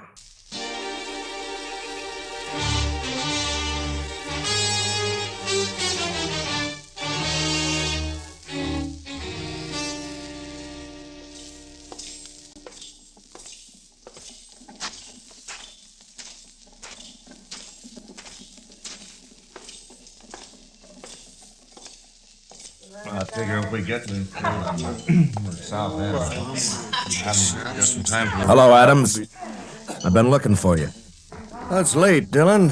Can't you see me tomorrow? It's not even midnight. That's early for you. You see how this marshal's always trying to get me on the prod, boys? That's right. Yeah. These boys of yours play pretty rough themselves, Adams. Meaning? Didn't they tell you? Tell me what? What they did to Cain Vestal? They did not kill Cain Vestal, and you can't prove it. No, Adams, I can't. Cain isn't even dead. What? You know, I'm curious, Adams. Why'd you think he might be? Why, somebody said he got himself hurt. Joel Adams. You arranged this, Marshal? You know I didn't. Who is he? What does he want? Hello, Joel Adams. Don't strain yourself so you don't know me. Who are you? Cain Vestal, but my name doesn't matter. What are you haunting me for? I never saw you before in my life. That's true. You didn't. But we had a friend in common once. A friend? Who? Julie Travis.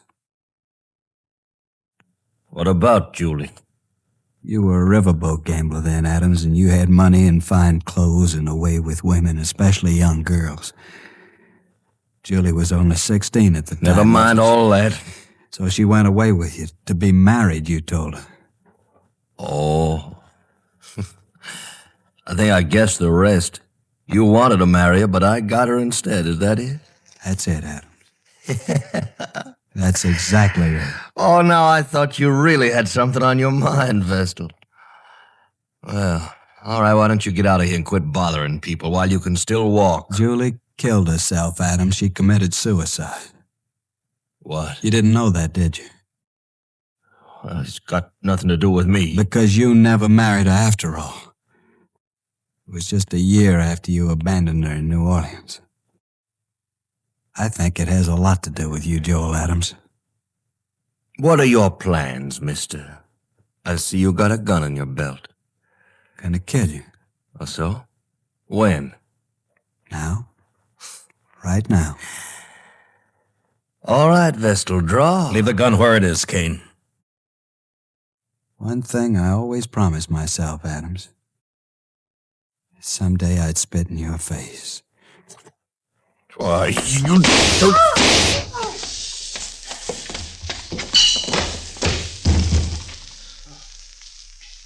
Give me the gun, Adams.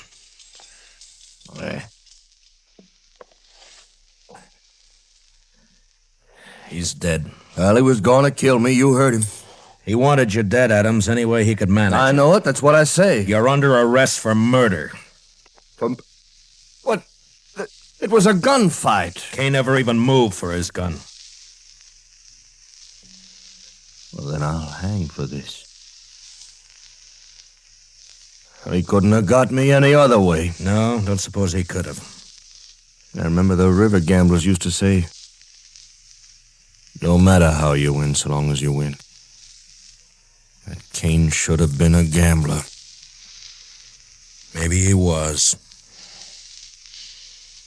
Come on, let's go.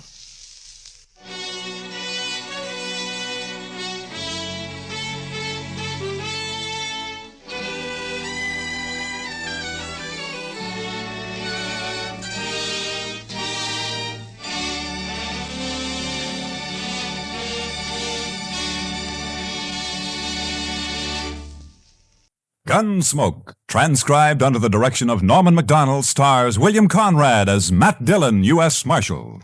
Tonight's story was especially written for Gunsmoke by John Meston, with music composed and conducted by Rex Corey. Featured in the cast were Harry Bartell, with Georgia Ellis and Larry Dobkin. Parley Bayer is Chester, Howard McNear is Doc. Clancy Cassell speaking. Join us again next week as Matt Dillon, U.S. Marshal, fights to bring law and order out of the wild violence of the West in Gunsmoke.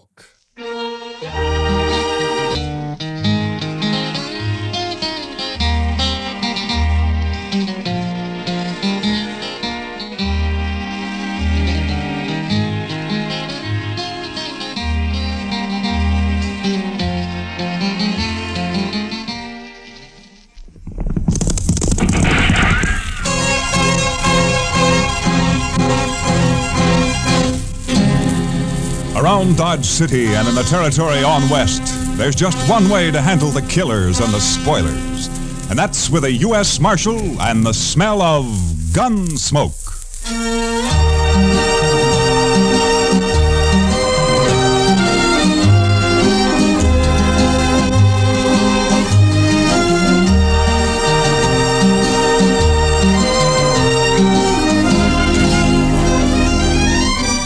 Gunsmoke, starring William Conrad. The story of the violence that moved west with young America. The story of a man who moved with it. Matt Dillon, United States Marshal.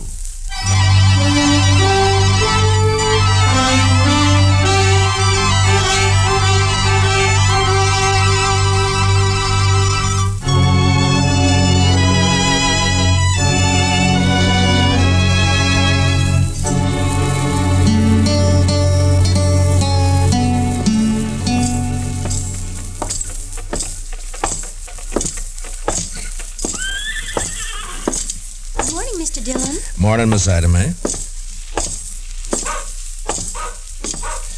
Hiya, Marshal. Good morning, John. Hey, Matt. Wait a second. What? Oh, hiya, Doc. Oh, on my way over to jail. After you. Oh? You heard about the Longhorn? No, what about it? You haven't heard, or you wouldn't ask. Well, heard what, Doc? Well, I'll walk along with you if you're heading that way. Well, as a matter of fact, I was heading that way. Hey, what's all that crowd out in front there for? In due time, Matt. In due time. You know, Doc, there's only one thing that makes you happier than having a secret, and that's to collect your coroner's fee. Yeah, might get a fee out of this, too, before it's over. No wonder you're all worked up. Hey, have you heard about the Longhorn? It's the doggone thing. Your Longhorn, doggone thing I ever come across. Morning, Mr. Dillon. Hiya, Chester. Say you heard about the Longhorn? No, Chester, I have not heard about the Longhorn. What? He's upset, Chester. He's the only man in Dodge who hasn't heard. Look, so help me, Doc, if this is one of your practical jokes. No. I had nothing to do with it. You'll see. Will you pardon me, ma'am? Let him through. Pardon me, please. Let me through. Excuse me.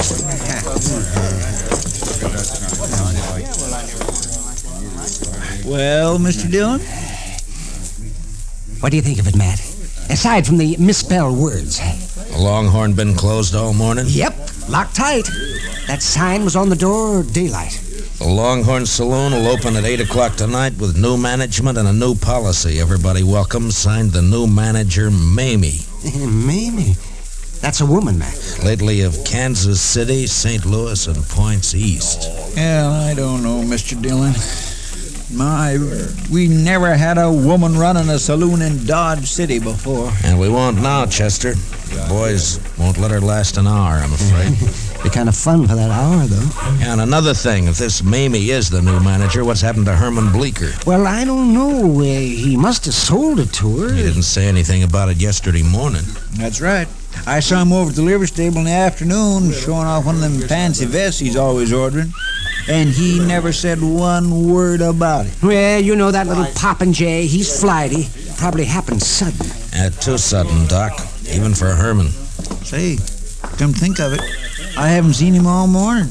And he's usually strutting up and down Front Street, preening himself like a powder pigeon. Yeah, he's probably upstairs there, sleeping in, getting ready for the opening tonight.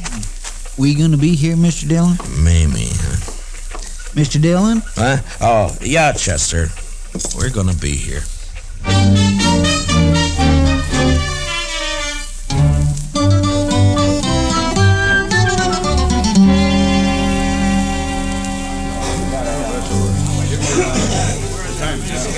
I'm sorry, boys, but she's upstairs. Said she'd be down about 8 o'clock, and that's all I know about it.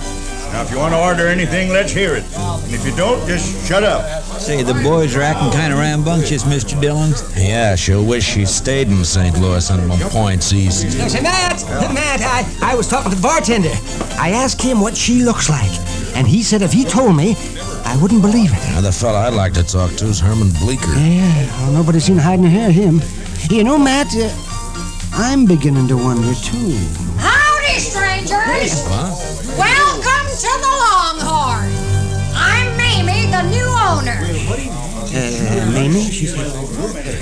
My gracious sakes alive. 190 pounds if she weighs an ounce. Yeah, the bartender was right. I wouldn't have believed it. Boys, it looks like we're going to be doing business together, so let's get things straight right in the beginning.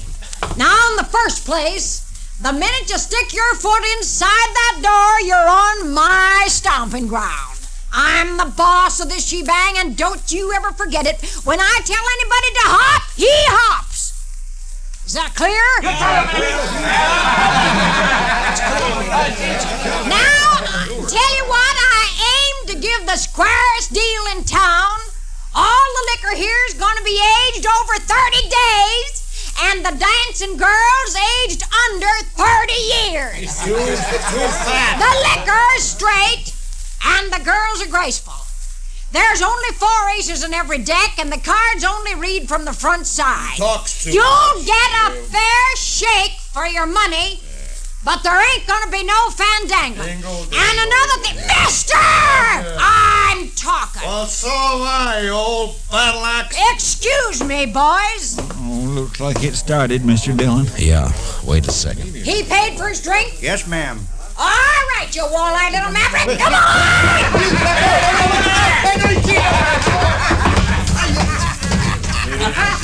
Throw his head out after him! Now, as I was saying, boys, I just won't stand for no fandangling.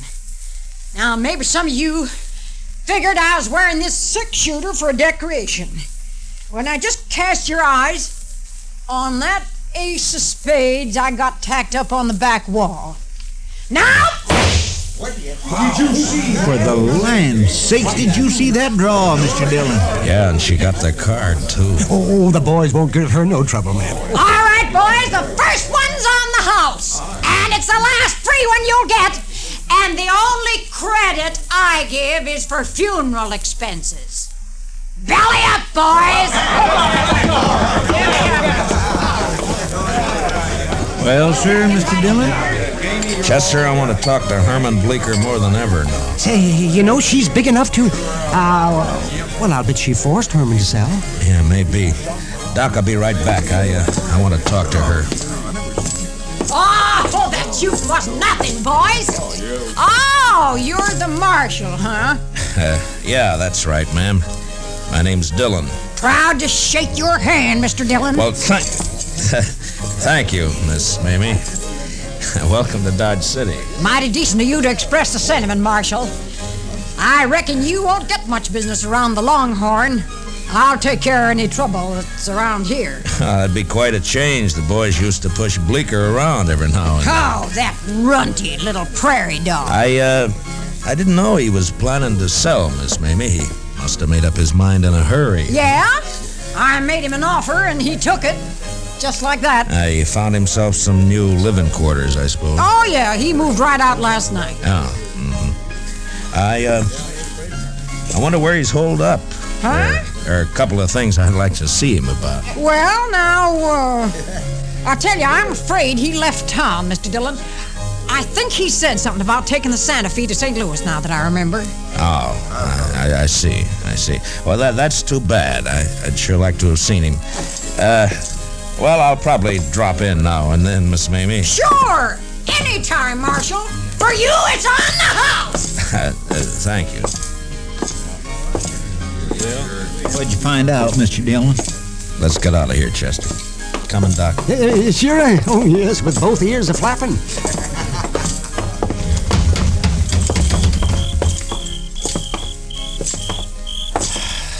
Well, boys, what do you think of her? Oh, my gracious, Mr. Dillon, I sure would hate to meet her in the dark. Oh, why, she's got a voice like a buffalo. Ain't it awful? It just itches your ears, don't it? Why, the woman's a human monstrosity. I still haven't seen Herman. What'd she say, Matt? She says she thinks he left town. Chester, I want you to check all the rooming houses and hotels along Front Street. I'm going to go to the railroad station and the stage lines. I'll meet you over at the jail. Huh? Yes, sir, Mr. Dillon. Say, Matt, I think Herman keeps a horse over at the livery stable. Yeah, I thought of that, Doc. I wonder, would you be good enough to look into that for me? Why, sure, be happy to.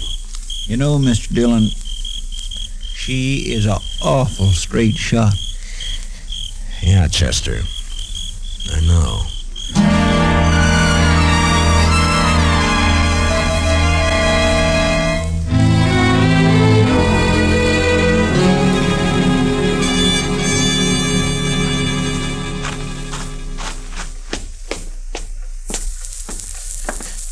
You here, Matt? Oh, yeah, come on in, Doc.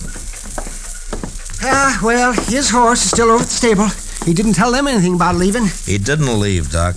Mamie came in on the 9 o'clock train last night. Only one train out after that, around midnight. He wasn't on it. And he didn't buy a ticket on the stage either. Yes, see, now what did I tell you? Matt, that settles it. Yeah, of course, he may have moved into one of the hotels. No, sir, Mr. Dillon, I'm afraid he didn't. Oh, what'd you find out, Chester? That nobody in this town has seen Herman Bleecker since around 9 o'clock last night. Matt, I knew I'd get me a fee out of this, one way or the other. Well, don't spend it yet, Doc. What? Buenos noches, señores. Oh, Manuel, come on in. Come on in. Gracias, señor Dillon. Well, what's on your mind?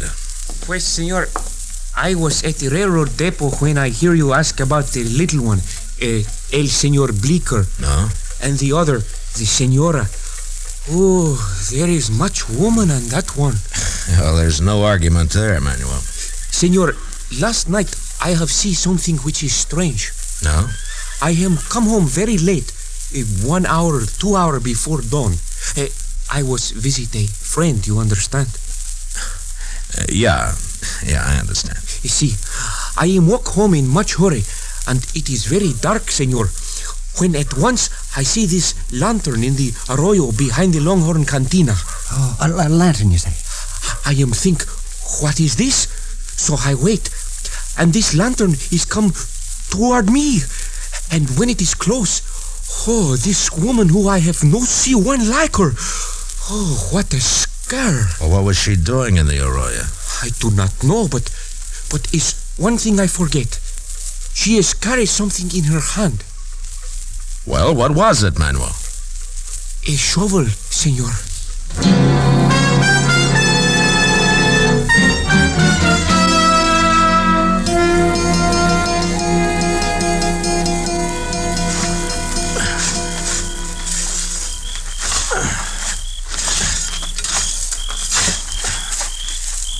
Find anything, Matt?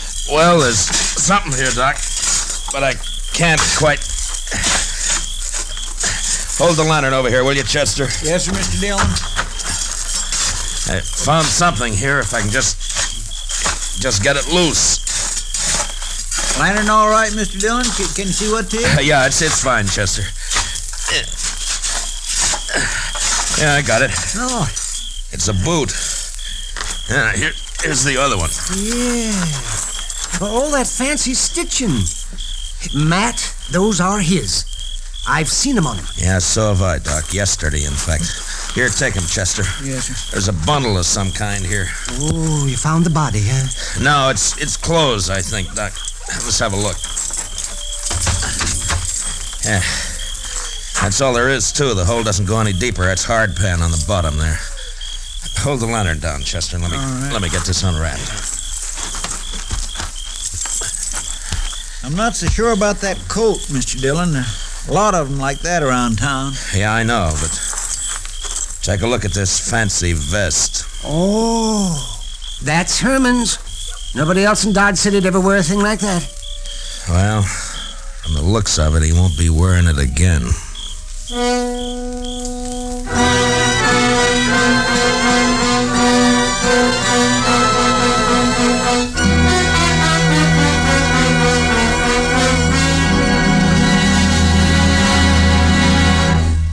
We will return for the second act of Gunsmoke in just a moment. But first, the escape car speeds from the scene of the crime, and the victim notes its license number. Police investigating the case discover the car has an ironclad alibi. That just begins the excitement on tomorrow night's Gangbusters program. It's the case of the twice-parked car, an authentic crime story taken from actual police records.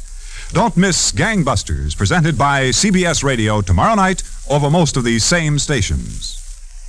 Now, the second act of Gunsmoke.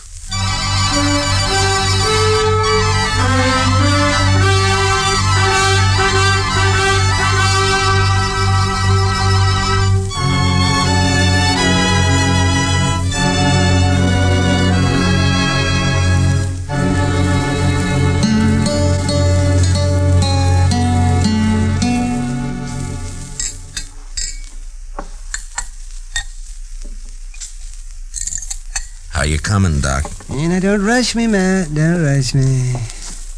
I haven't made one of these blood tests in years. If you ask me, I don't see any use in making one now. Well, let me see. Pour the precipitant into here. What other kind of blood could it be except human? Doc, I only want to be sure, that's all. All right. Now, let me see. 5 drops of the sulfate. You sure look uncomfortable, Matt. Well, how'd you like to try arresting that lady, Doc? Not my job to arrest her. All I'm doing is stopping up these loopholes Matt's trying to wiggle out of.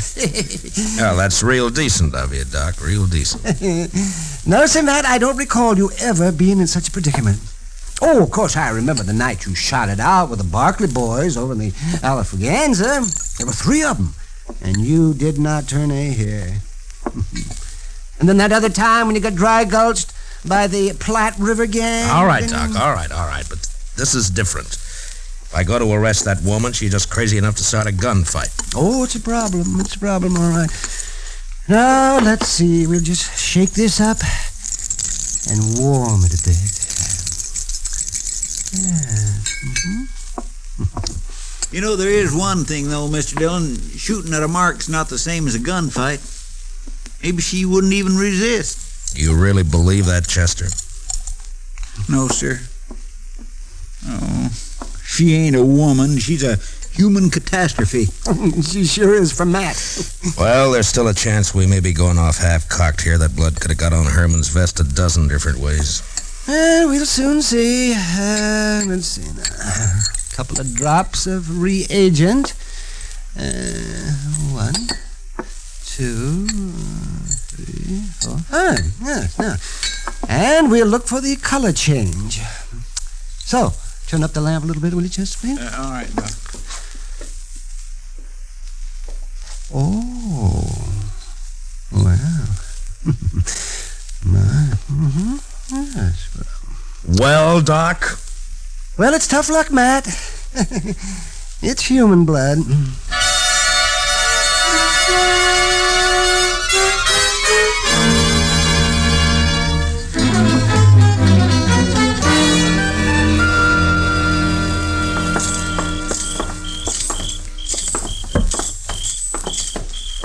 Hey, Matt, I thought we was going over to the Longhorn to talk to Mamie.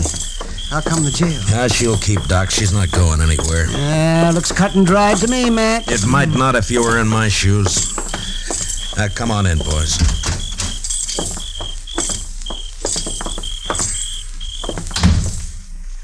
You know, Mr. Dillon, when I talked to the barkeep, Finnegan, he said that when he showed up this morning to open the saloon, that woman was already inside waiting for him.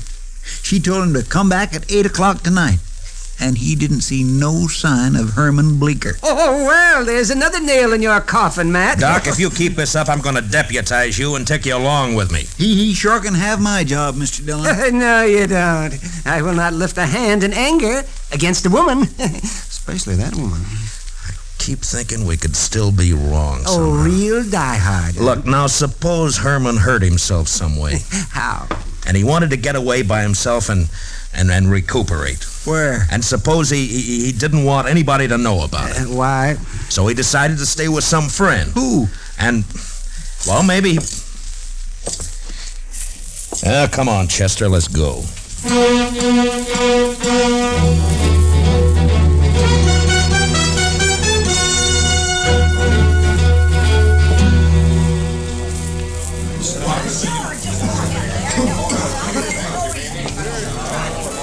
There she is at the end of the bar. What are you going to do, Mr. Dillon? Take her in, Chester. Maybe she'll talk when she's arrested. I gotta get that gun away from her some way. It's not going to be easy. It's gotta be done. I've never drawn a gun on a woman yet, and I'm not starting now. If I could just manage to... I don't know. There might be a chance. Stick close to me, Chester. Yes, Mr. Dillon. Well, Marshal! Mighty glad you dropped back in. I was just wondering how you were getting along, Miss Lee. Like a kid with two tongues and an all-day sucker. Say, now tell me, did you find that little weasel Herman Bleecker? I thought you told me he'd left town. Oh, well, I was just guessing, Mr. Dillon. He said something about planning to. Here, step up and have a shot of poison. No, thank you. As a matter of fact, I came back here for a particular purpose. Chester and I have a little bet on. Mr. Dillon, What kind of a bet is it, Marshal? Well, it was about that shooting trick of yours, hitting the center of that playing card, you know. Chester figures that it was a fluke of luck. He's betting me that you can't do it 5 times in a row. Well, we'll soon settle that. The card's still up there. Stand aside, boys! Mamie's gonna limber up her shooting iron, so get out of the way! Get down there, Curly! All right. There's one. Couple of them. You're doing fine so far. How you doing down there, boys? All dead center so far. Say, you there, whatever your name is, what do you think of your bet now? Well, I guess I just kind of lost my head, Miss Mamie. Well, 3 down, 2 to go. There's 4. And 1 more. Oh, yeah. Well, what are you stopping now for, Mamie? Well, I got some rules I go by, Marshal. One of them's never to fire my last shot and leave my gun empty. I see. Well, that's a pretty good idea, I guess. Sorry to lose your bet for you, Marshal. I'm convinced. Well, I guess that didn't quite... Chester. Miss Mamie, I guess you're not a gambler yourself, huh? Who says so? I'll take a fair bet at even odds any day of the week and twice in Philadelphia. Well, in that case, I'll make you one. I got a pretty fair gun here. Or at least I thought so till I saw yours in action. Well, I'd say yours every bit as good as mine. Well, then how about a bet? Your gun against mine on the 1-cut high card, huh? Well, now, how? I didn't... Of course, it's all right with me if you'd rather back out on it. Who's backing out?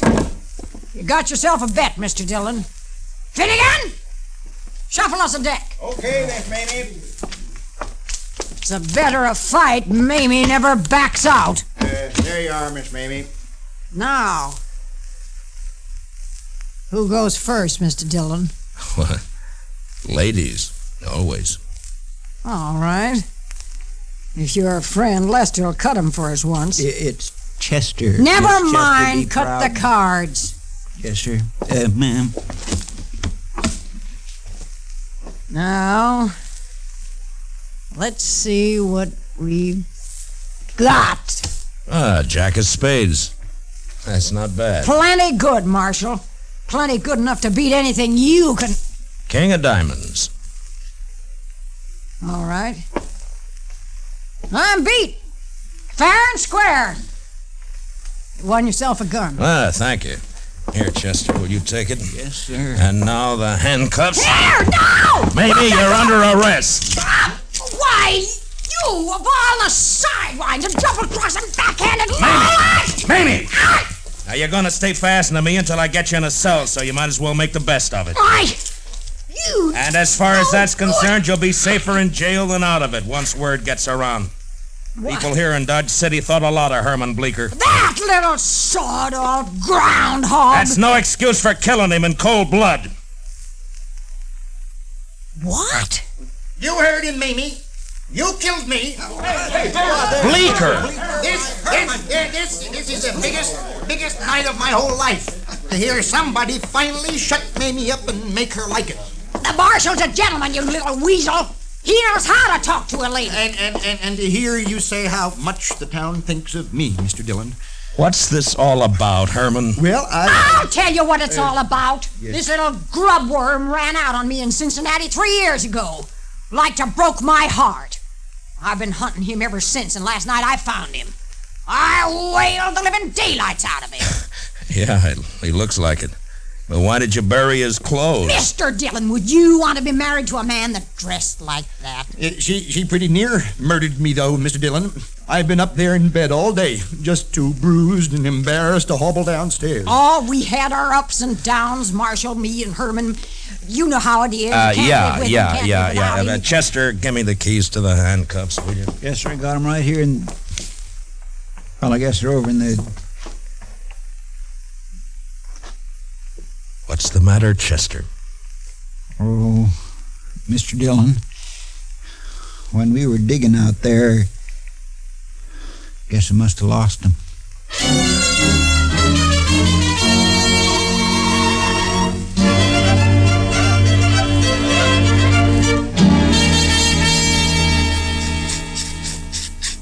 Chester, can't you file that thing any faster? You might just well relax, Mr. Dillon. Took a half hour to get that one off Miss Mamie's wrist. Oh, no. All right, but just hurry. I'm a-filing as fast as I can.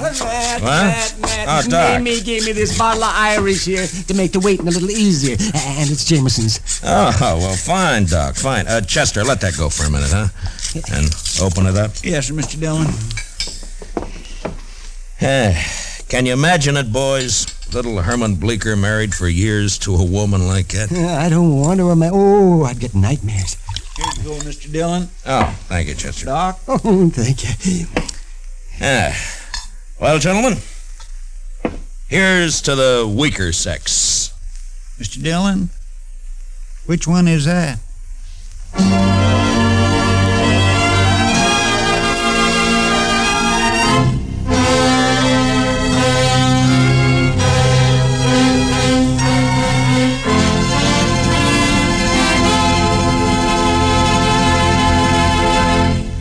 Gunsmoke, under the direction of Norman MacDonald, stars William Conrad as Matt Dillon, U.S. Marshal. Tonight's story was specially written for Gunsmoke by Les Crutchfield, with music composed and conducted by Rex Corey. Featured in the cast were Jeanette Nolan as Mamie, with John Daner, Ralph Moody, and Byron Cain. Parley Bayer is Chester, Howard McNear is Doc. Join us again next week as Matt Dillon, U.S. Marshal, fights to bring law and order out of the wild violence of the West in Gunsmoke.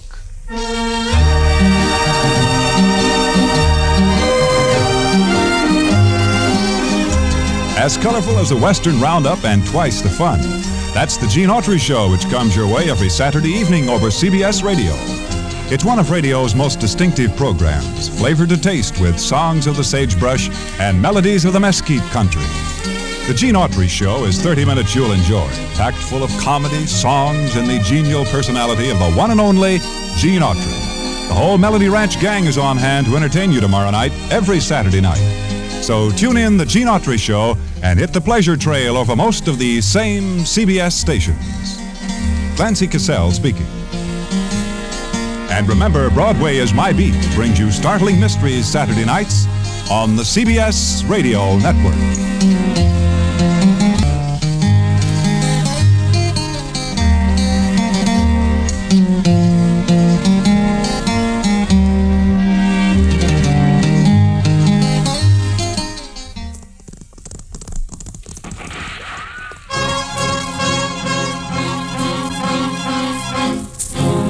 Around Dodge City and in the territory on West, there's just one way to handle the killers and the spoilers. And that's with a U.S. Marshal and the smell of Gunsmoke.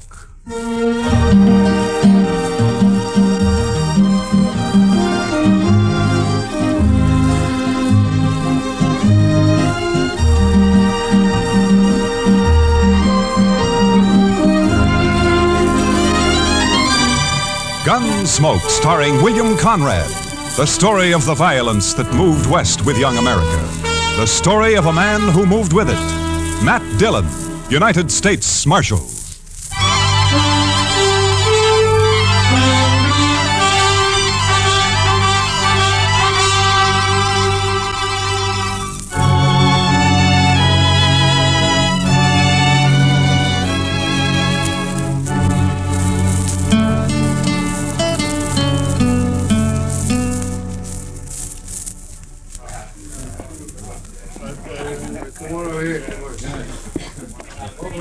Well, what's the rush, Miss Kitty? Come on, sit down and have a beer with us, Kitty. I'd love to, Matt, but I just stepped out for some thread. I gotta get back to work. Some thread? That sounds pretty domestic for you, doesn't it? Yeah, but it's an occasion. I'm making a wedding dress. What? Oh, no, Miss Kitty, not you. Oh, my, no. Well, it isn't for me, Chester. Worse luck. It's for artist Nash. It's gonna be beautiful. If I say so myself. Well, if I ever need a wedding dress made, I'll sure come to you for it. Well, I'll be here, Matt. Let me know. See you later, boys. So long, Kitty. She's a fine girl, Mr. Dillon. Kitty? Oh, yeah, she's great. She's... Well, look who's back in town, Mr. Dillon. Yeah, Frank Craig.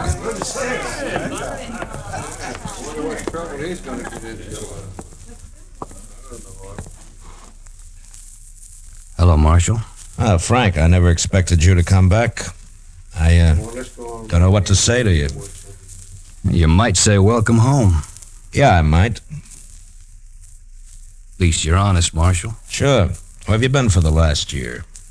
Out west. Wyoming, to be exact. And my sympathy for the peace officers of Wyoming. Man can change, Marshal.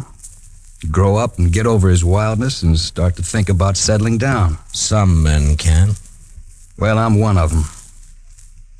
I don't aim to cause any trouble, Marshal. Came back here to marry Artis and take her with me, that's all.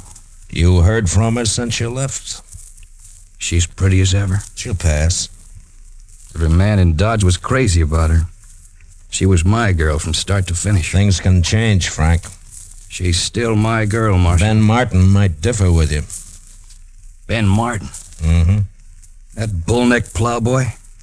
He never had a chance in... What are you saying, Marshal? You don't aim to cause any trouble, you say, and yet you just happened to roll into town 3 days before Artis is due to marry Ben. You claiming you didn't know about it, huh? Artis wrote me a farewell letter, Marshal. It doesn't make any difference. Like I said, she's still my girl. She's not marrying Ben or anybody else. Not while I'm alive. And like I said, Frank, Ben may differ with you. I used to chase him home crying when we were kids. I don't think he'll chase that easy now.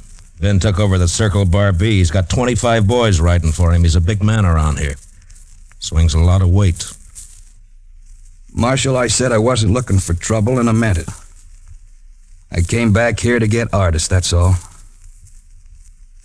If any man tries to stop me, I'll kill him. I'll see you, Marshal. Chester, see if you can find Ben Martin. Have him meet me over at the jail office.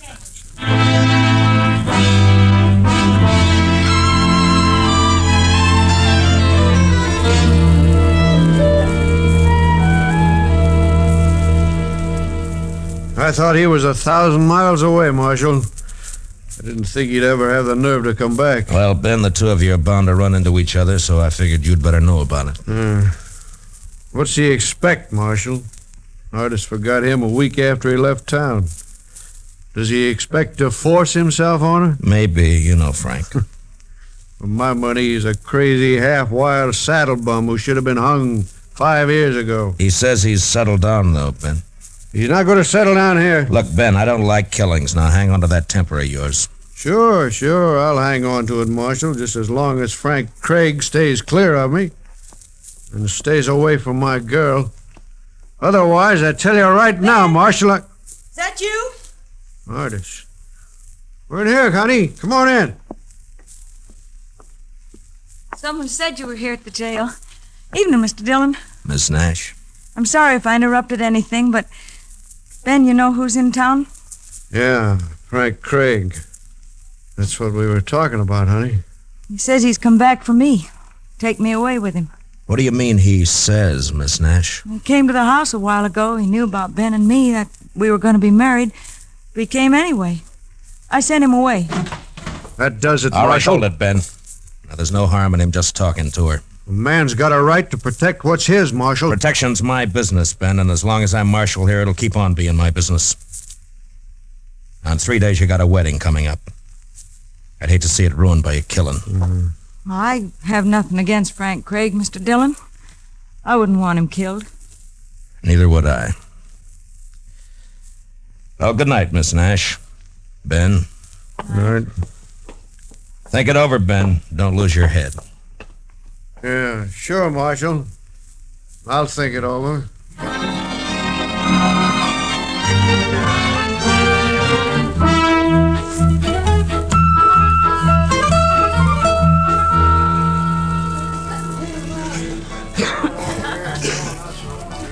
How long are we going to have to keep on riding herd on Frank Craig, Mr. Dillon? Oh, just till he and Ben meet face to face and have their say, I guess. My, that Frank Craig sure is a fancy dresser. Silver spurs, red silk handkerchief, yellow boots. Well, now, here's the Marshal, right on the job. Hiya, Doc. Well, Matt, I hear we got ourselves a nice little killing coming up. You hope we have, you mean? Oh, no, it's not the fee. It's the romance of the thing. Yeah, sure. Young man comes back in the West to see his girl, finds she's on the point of marrying somebody Chester. else. Watch me for the play and keep me covered, huh? I don't know what you mean. Over there. Ben Martin and two of his boys, they just came in. I'm going to go over to the bar next to Craig. Now keep your head up. Yes, Mr. Dillon. You better give me some room, Doc. Well, how are you, Frank? Yeah, I saw him come in, too. You've been standing over there watching me for 2 hours. Now you come up and speak. I fight my own battles, Marshal. Frank, the way I'm playing it, there's not going to be a battle. Well, Ben, it's nice to see you. Marshal, I'd rather you weren't here. I guess you know that. Yeah, sure, I know that. Don't worry, Ben. Dillon's neutral. That still gives you 3-to-1 odds. What more do you want? Frank, we don't need you in this town. You were gone for a year and we got along fine. So if you climb on that horse of yours and ride out again, we'll still get along fine. My girl won't, Ben. You haven't got a girl in Dodge City, Frank. Sure I have. And I want to thank you for looking out for her while I was away. As far as she's concerned, you're still away. I might as well warn you, there are a couple of my boys on guard at her house armed with rifles. Ben, I never needed a guard to hold her. If you come within 50 yards, they got orders to kill you. You'll be there from now until the wedding. Oh, yeah. That wedding. I'm afraid that's been called off, Ben. You see, Artis and I have other plans. We got a wedding of our own coming up. Well, you dirty darn! Now, if either one of you draws, he's drawing against me. I wouldn't draw on him, Marshal. I feel kind of sorry for him. So help me, Shut up, Marshal, both of you. I'm gonna... Now, you both had your say. And each knows how the other one stands. Well, here's my stand. If Ben wants to keep a guard at her house, it's all right with me. You've had a fair warning, Frank, so stay away.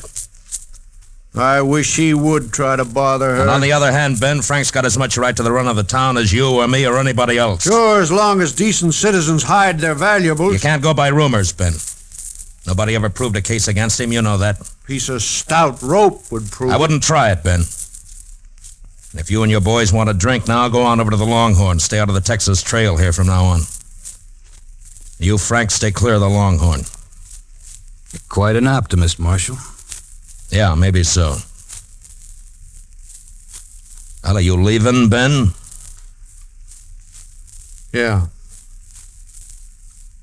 I'll be seeing you, Frank.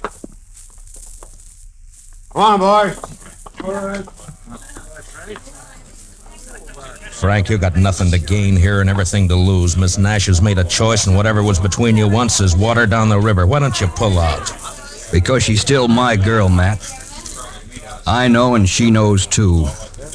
You wait and see.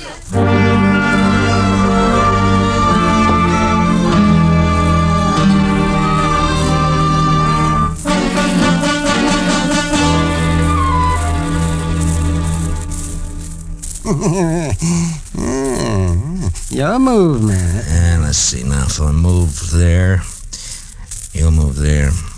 Jump in my king, block the whole corner. Nah. But if I move here... Mr. Dillon, you can move. No, you don't, Chester. No, you don't. I'm playing Matt. Not the both of you. Well, Chester and I kind of run together, Doc. Enforcing the law, that's fine. Playing checkers, no. Matt, it's still your move. Yeah, I know.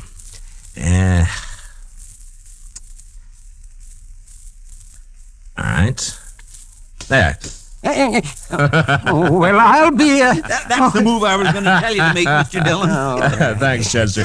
Doc, you're beat. Let's call a game. Yeah, you sneaked up on me. That's what you did. You snuck up on me. Oh, well, that's all right, huh? Sure is a quiet night. I figured one of them two would make a play before this. Yeah. Well, if we can get past noon tomorrow with Ben and Artis married, well, even Craig ought to know when he's beaten. I don't know, Matt. He never did when he was here before. Well, then he better learn. Trying to get a girl to change her mind is one thing. Bothering a married woman's another. You know, Mr. Dillon, it seems to me Miss Artis Nash is the one that could put a stop to all this. If she'd just speak her mind out plain, there was... Oh, Kitty. now what's the matter with Kitty, you? what's Matt, the... they want you over at the express office right away. You too, Doc. Oh, what's wrong? Hold up, Matt. Somebody shot the clerk. He's dying.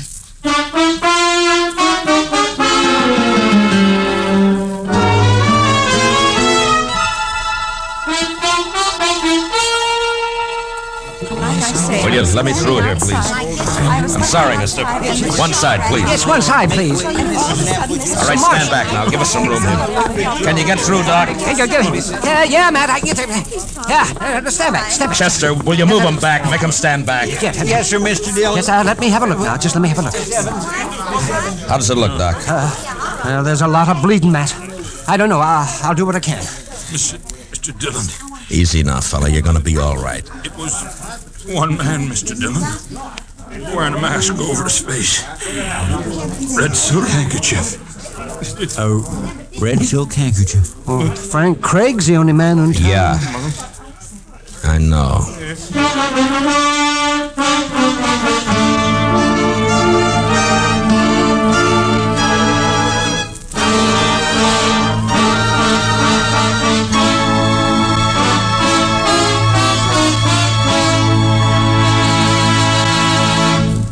We will return for the second act of Gunsmoke in just a moment.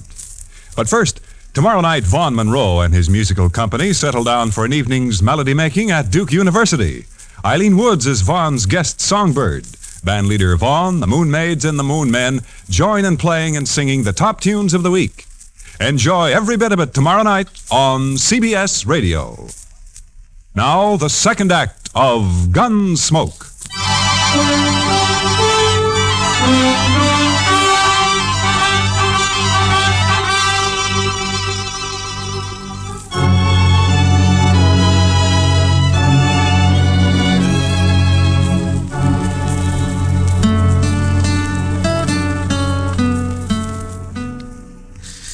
Pretty late, Mr. Dillon. Maybe he's not going to come back here. His bedroll's here, Chester. All his belongings. Man doesn't leave his stuff in a rooming house unless he's planning to come back to it. He might have got the wind up after he shot that clerk. Maybe he just hit the saddle and lit out. No, not Frank. That's one thing about him. I've never seen him scared. He'll be here. Sooner or later. I can't figure him, Mr. Dillon. He must have needed the money awful bad. Yeah, I guess so. My, this hiding out in the dark gets on a man's nerves, don't it? Yeah, it sure does. Help some if we could just smoke. I don't suppose... Shh. Somebody's coming, Mr. Dillon. Yeah, I hear him. That's him, all right. Now watch it, Chester.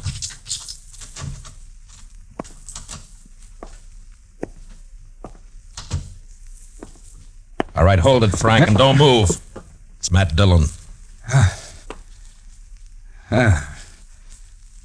Thought it might be somebody else. Light the lamp, Chester. Yes, Mr. Dillon. Frank, I understand you left the Texas Trail right after dark. Nobody's seen you since. Where you been? Just friendly conversation, Marshal, or is this official? It's official. Then I guess I won't answer that. I see you're still wearing that red silk handkerchief. Any reason why I shouldn't be? Marshal, what's it all about? Murder? If that express clerk dies? I asked you, what's it all about? Where's the money, Frank? The way I seem to get it, somebody held up the express office and shot the clerk. You're accusing me. I didn't do it, Marshal. Where you been? Sorry, Marshal. You're under arrest, Frank. No, I'm afraid not. See, that would ruin all my plans. You better lay your gun on the table over there. I'm sorry, Marshal. Some other time. Look out for the lamp! Grab him, Chester. Don't shoot, but grab him. He went through the window, Mr. Dillon. Never mind, Chester. Grab a blanket. Let's get this fire out before it burns the whole place down. Come on!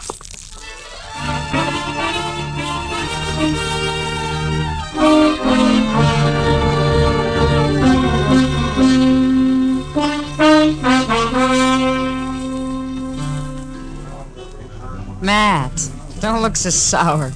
In an hour, it'll all be over. Kitty, I'd be a lot surer of that if I had Frank Craig locked up in jail. No trace of him, huh? Not a sign. Then forget about him, Matt. He could be halfway to Wyoming by now. Well, I wish I could think so. I wonder what artist Nash is thinking about him. What business has she got thinking about him when she's going to marry Ben in an hour? Matt, I'm afraid you'll just never understand women. Well, who does? Frank Craig's a born drifter. He'll never settle down. He's wild as a range colt. Never been broken, never will be. And sooner or later, he'll come home tight across his saddle. How any girl can get herself interested in a man like that beats me. Not me, Matt. I know exactly how a girl can get herself interested in a man like that. What? I'll see you at the wedding. I gotta help artists finish dressing. Morning, Miss Kitty. Morning, Doc. Hey, good morning, Matt. You working up your courage? What for, Doc? I'm not getting married. How's the express clerk? Oh, he's bad. And he's getting worse. I don't think he's going to make it. What about Frank Craig? Nothing, not a sign. I think he's still around town somewhere, but we Morning, can't Mr. find him. Dillon. Well, Doc? Doc, look at that. Well, look, it's an alpaca coat, boiled shirt, green galluses, and a pink silk tie. Oh, well, Chester, I haven't seen a get-up like that since I hauled out of Boston. Well, I figured it was only due respect to the bride. Where's your gun, Chester? Oh, goodness gracious, Mr. Dillon, you can't wear a gun to a wedding. Well, at this wedding, even the bridegroom's wearing a gun, Chester. I'm wearing one, and so are you, so you better go get it. Meet me at the church.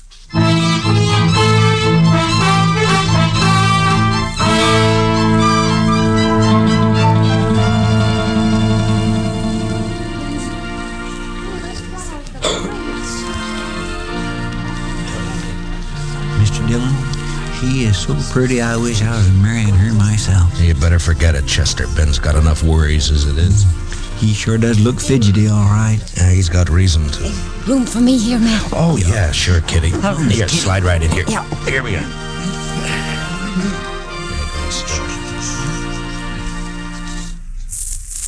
My dearly beloved friends and neighbors, it is the privilege of all of us to be gathered here together in the sight of the Lord and in the presence of one another for the purpose of uniting this man and this woman in the bonds of holy matrimony. It won't be long now, This Mr. fine Dillon. young couple Yeah, the standing sooner now the better. before me, Barbara Artis Nash and Benjamin Martin.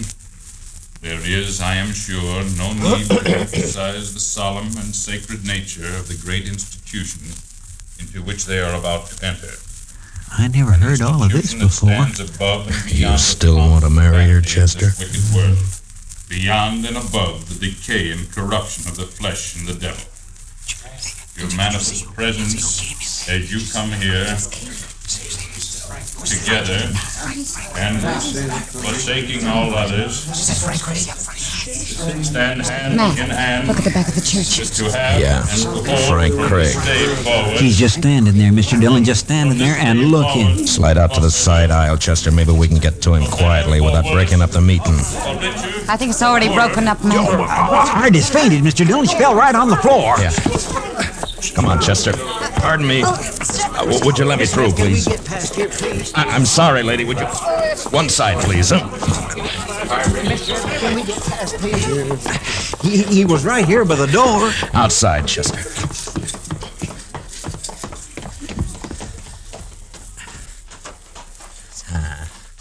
Hell, no sign of him. Matt, did you find him, Matt? Not yet, Ben.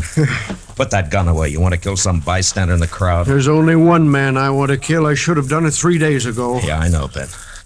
What'd they do with Miss Nash? Carried her into the minister's study. That dirty, walking right into the church. Scared her out of her wits. Marshal Dillon. Oh, over here, Reverend. Marshal, a terrible thing has happened. He forced his way into my study, pushed me out the door. Craig? Yes, he had a horse tied behind the church. He's gone and taken her with him. He's kidnapped her, Matt. He's kidnapped her. Save your breath, Ben. Get your horse. Come on, Chester, let's ride.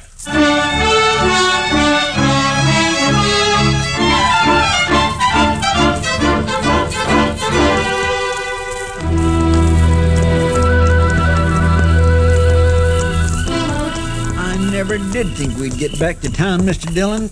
I'm saddled, sore, and beat. Yeah, Chester. 100 men hunting him, and he slips past all of them. That's where I just can't figure it. Any trace of him, Matt? Not a sign, Kitty.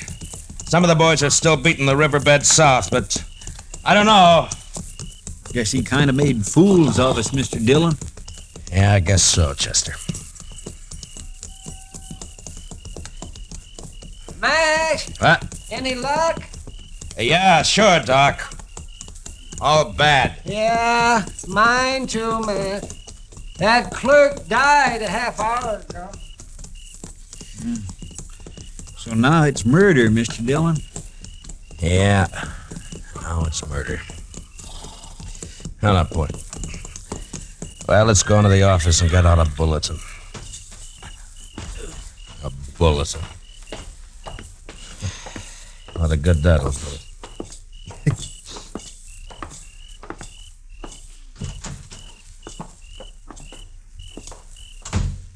Light the lamp, will you, Chester? Yes, sir.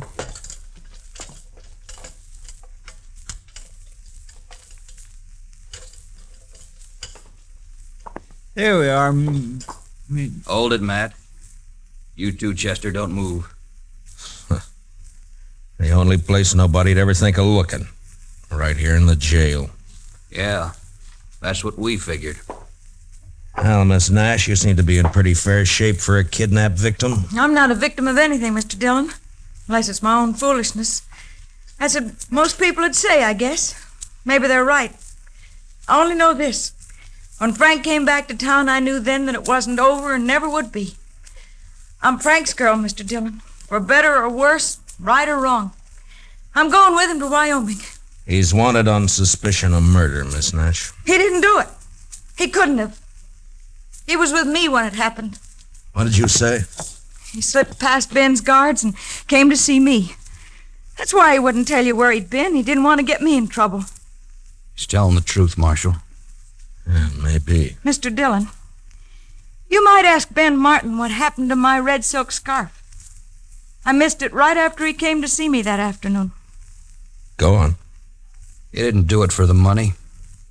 But to ruin me once and for all. If we were lying, we wouldn't have come here, Mr. Dillon. Yeah, it makes sense, all right, but Chester, who rode up out there? It's Ben Martin, Mr. Dillon. Think he's coming in here?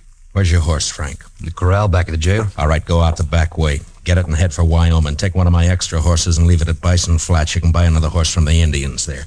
Matt, I don't know how we can ever thank you for... Never mind that. Just get going before I change my mind. And, good luck to both of you. Thanks, Mr. Dillon.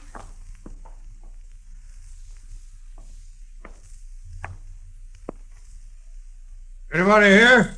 Yeah, come on in, Ben. Saw the light on. Figured you must be here. Any sign of him? What's the matter? The clerk died. Why'd you do it, Ben? I don't know what you mean. Where's the red scarf you stole from Miss Nash? I gotta arrest you for murder, Ben. I don't think so, Matt. I don't think I'm going to let you do that. You've seen me draw before. Now you better give me your gun, Ben. Don't do it the hard way. What you call the hard way, Matt, may be the easiest way of all. So win or lose, I guess...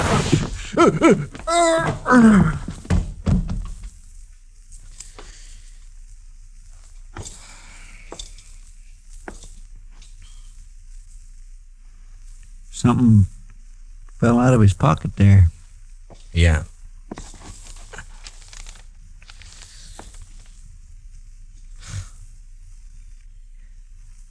His marriage license.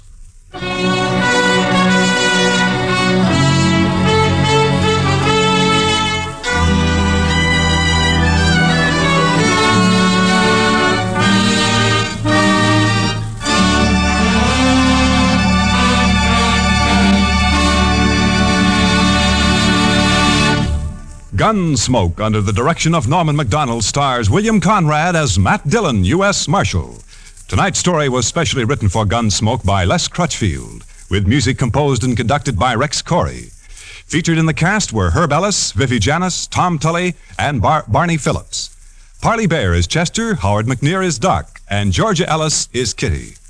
Join us again next week as Matt Dillon, U.S. Marshal, fights to bring law and order out of the wild violence of the West in Gunsmoke.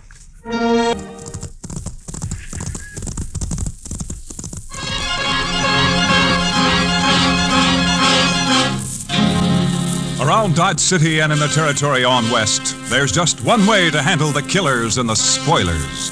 And that's with a U.S. Marshal and the smell of Gunsmoke.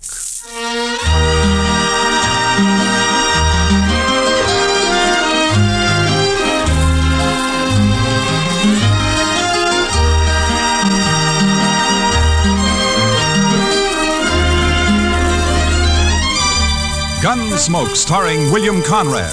The story of the violence that moved west with young America. The story of a man who moved with it. Matt Dillon, United States Marshal.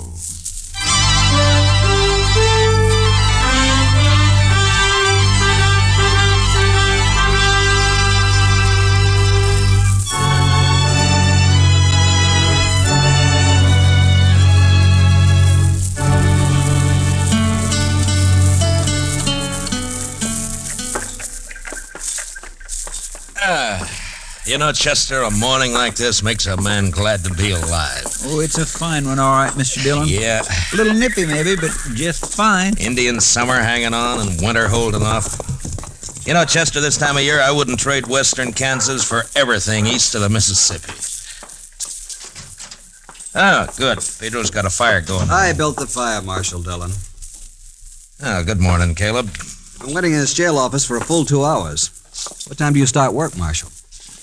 You know Caleb Andrews, don't you, Chester? Oh, yes, indeed. How are you, Mr. Andrews? Marshal, I have an order here from the U.S. District Court. I believe it's your job to serve such orders. Yeah, it is. I don't get them often, though. Yeah. Order of foreclosure and eviction on Ed Blake. Why you doing this to Ed, Caleb? The man borrowed money from me. Gave me a mortgage on his farm and household effects. He can't pay it. Why do you think I'm doing it? It only came due 3 days ago. You sure didn't waste any time. I'm not interested in your opinions, Marshal Dillon. Yeah, amount of the mortgage. $420. What do you need with $420? You own half of Ford County now. Marshal, it's not your place. You know as well as I do why Ed Blake can't pay this off. His horse rolled on him last spring and broke his leg. And his wife and kid nearly broke their backs trying to get a crop out. I didn't come here to listen to you. If you let this ride on through the winter, you'll get your money out of it. If you go ahead and foreclose now, you'll wipe him out. Marshal, I already have foreclosed.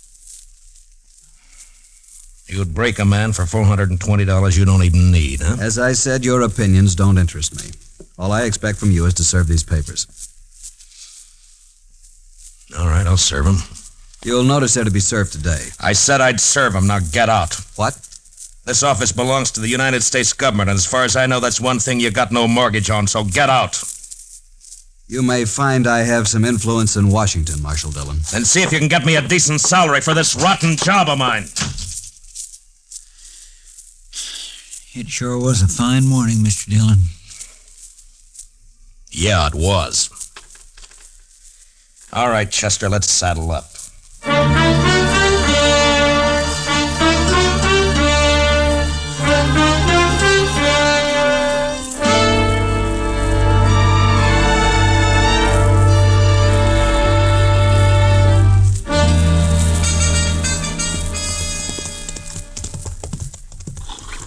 This is one job I surely wish we didn't have to do, Mr. Dillon. Yeah. My, this sure is a nice farm. Ed and Martha have put in a lot of work here the last 4 years. We don't have any choice, Chester. Yes, sir, I know. It's a downright shame, though. Hey, Marshal! Oh, boy. Wow. Hi, Jimmy. Looky here what I got, Marshal.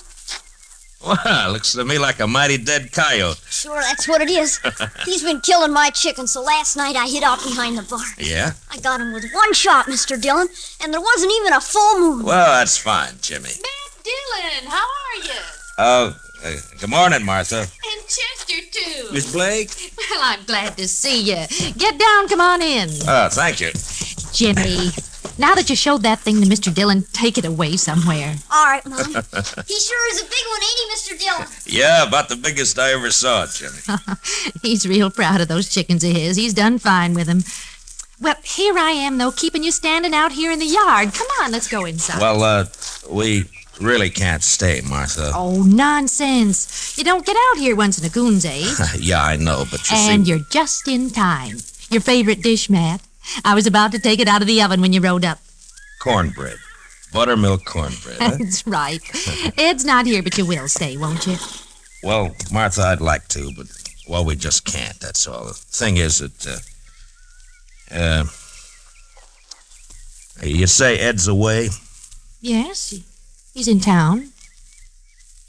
Matt, you're not yourself. What is it? Well, I suppose I ought to talk to Ed about this, but maybe it'll be better if he hears it from you. Here's what? Martha, I got a court order here. It has to do with that mortgage of Caleb Andrews. It's a order of foreclosure and eviction and sale. No. Oh, no. Here it is. We were so sure he'd extend it. He knows what happened, why we couldn't pay it. We were sure he'd extend it. Well, he won't. I talked to him. Matt, how long before we have to get out? 5 days. So soon. You were right, Matt.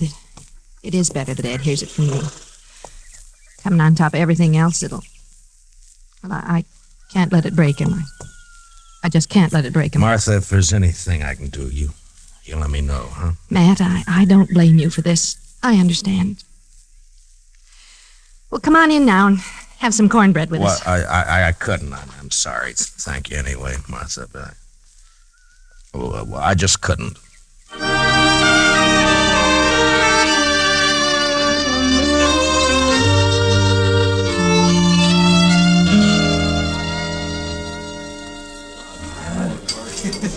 Matt, you look low all week. Oh, it's just things in general, Kitty. Sometimes you get to wondering if it's all worth it or not.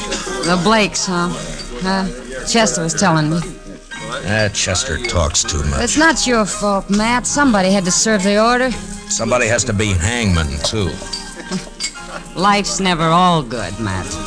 There's always a little bad in it. Well, in my job, it's more than a little. Try making your living sometime as a dance hall girl. Yeah, I guess. But when you gotta go out and boot somebody like the Blakes off their land and out of their home, then you start wondering what's right and what's wrong, and so... Well, if you find out, Matt, let me know. I've always... Oh, there you are, Marshal. I stopped by the jail. Well, all right, Caleb. What's on your mind? That Blake family, Marshal, they were supposed to vacate today. Well, they haven't done it. I rode by there a little while ago. According to the court order, they got until sundown. But they haven't made the slightest preparation to... Marshal, I believe I'd prefer to discuss our business elsewhere than in the presence of this... Easy, Caleb. Matt, I'll go. Caleb, you're gonna apologize to Miss Kitty right now. No. Apologize? If you think I'm going to apologize to this cheap little baggage who's in it... Matt, you shouldn't have done that. Finnegan, take him outside and throw some water on him. Yes, sir, Marshal. Why not, Kitty? He had it coming to him. He'll do everything he can to hurt you now. He'll take it out on the Blakes, too. Yeah, maybe. Look, Kitty, I just got an idea. I'll see you later. All right, Matt.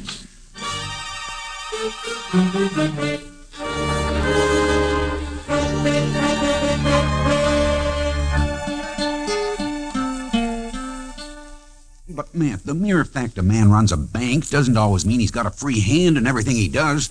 A bank has stockholders, a board of directors. I've got to listen to them. I think they'd approve the loan, Clem. Another thing, Caleb Andrews is the biggest account I've got. If I crossed him by taking this loan you suggest, Matt, he'd break me. I see. All right, Clem. Forget it. Matt, I realize I'm under obligation to you. You saved my life that time the James brothers held me up. Saved the bank, too, in fact. But that was part of my job, Clem. There's no obligation. I was just asking you as a friend to help out another friend. Matt, I'd like to do it, but I just can't. Don't you see? Yeah, sure, Clem. I see. Just forget it. Gotta think of my wife and the two girls. Yeah, of course you have. It's not that I don't want to help. I understand, Clem. I really do. Forget it.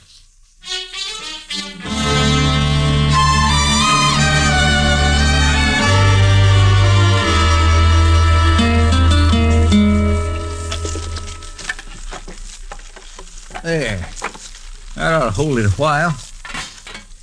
That fire feels kind of good, Mr. Dillon. It's getting chillish out tonight. Yeah, I guess we better have Pedro lay in some more wood.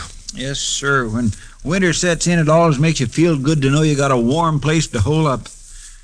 Be mighty rough not to have a... Yeah, I was thinking of the same thing, Chester. You suppose they vacated this afternoon? I don't know. We'll ride out there in the morning and find out. Sure is a shame. It's just too bad that... Come in. Can we bother you, Matt? Ed! Oh, well, come in, Martha. Well, hiya, Jimmy. Well, come on up to the stove, folks. Come on.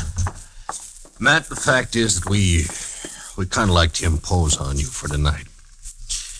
We haven't got any place to go, no money. Wondered if we could sleep in the jail tonight.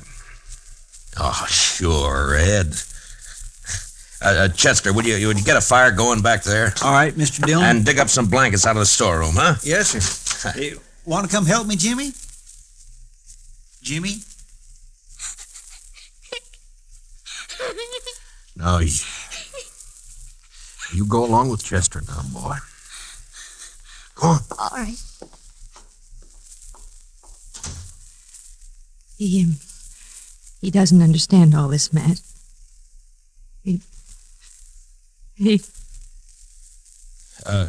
Ed, we may as well get your stuff out of the wagon, I guess. Well, there ain't any wagon, Matt. We walked into town. 6 miles? With that leg? I know, but that wagon, the horses, all the household goods, they're all covered by that mortgage. We didn't take anything, except the clothes on our backs. Oh, so help me, Ed. So help me if I could... It's all right, Matt. We know how you feel. But after all, we started with nothing before. We can do it again. But there's no reason you should have to. We do have to, though. And that's that. Ed and I can accept it. We're not bitter any longer. Jimmy can't understand. He's been carrying on pretty bad, but he's just a boy. And in time, he'll be able to... Dillon? Yeah, what is it, Chester? It's Jimmy. He grabbed a rifle from off the rack and took out the back way. I couldn't stop him. What? Where on earth's he going? I think I know where he's going. Heaven help Caleb Andrews if we don't catch him.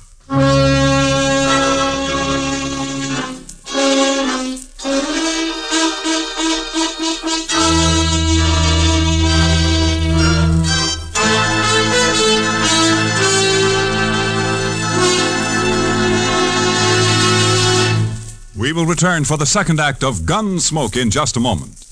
But first, that widely traveled man of music, Mr. Vaughn Monroe, will land in Pottstown, Pennsylvania this Saturday night. The Moon Maids, the Moon Men, and the Monroe Ensemble will be on hand to enliven the session. Remember, tomorrow night and every Saturday evening, it's Vaughn Monroe and his musical caravan on most of these same CBS radio stations. Now, the second act of Gunsmoke.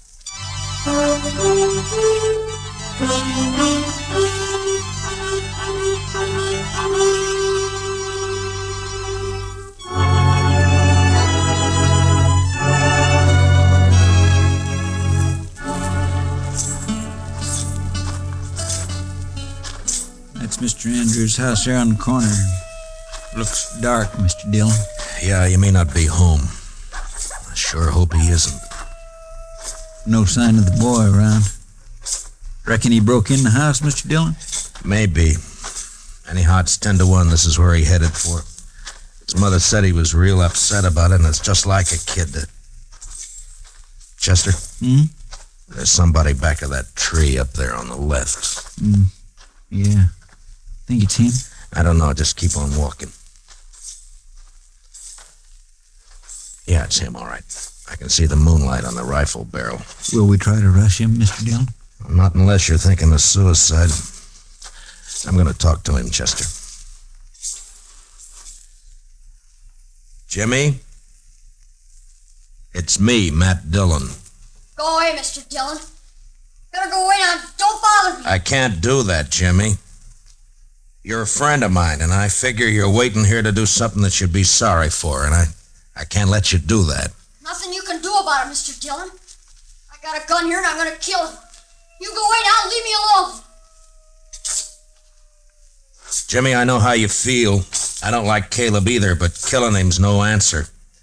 You folks feel bad enough already. Think how it would hurt him if you did. Stop, Mr. Dillon. I'll stay where you are. Don't come any closer. I have to, Jimmy. It's my job. So if you're going through with this, I guess you'll have to kill me first. No, Mr. Dillon. Now stay back. I'm sorry, Jimmy. I don't have a choice. But you do. No. I couldn't shoot you, Mr. Dillon. You know that. Sure. I knew you couldn't. I kept waking up nights and hearing Mom crying. Dad would sit up all night without the lamp lit, no fire, not saying anything, just sitting. Easy now, Jimmy. Why is he doing it to us, Mr. Dillon? Jimmy, listen to me. Will you do something for a friend? Yeah. If you say so. All right. Then take that rifle back to the jail and put it in the rack and go to bed. Now, you promise? Yeah. I promise, Mr. Dillon. I'm sorry. And I'll do like you say. You're all right, Jimmy. Good night, son.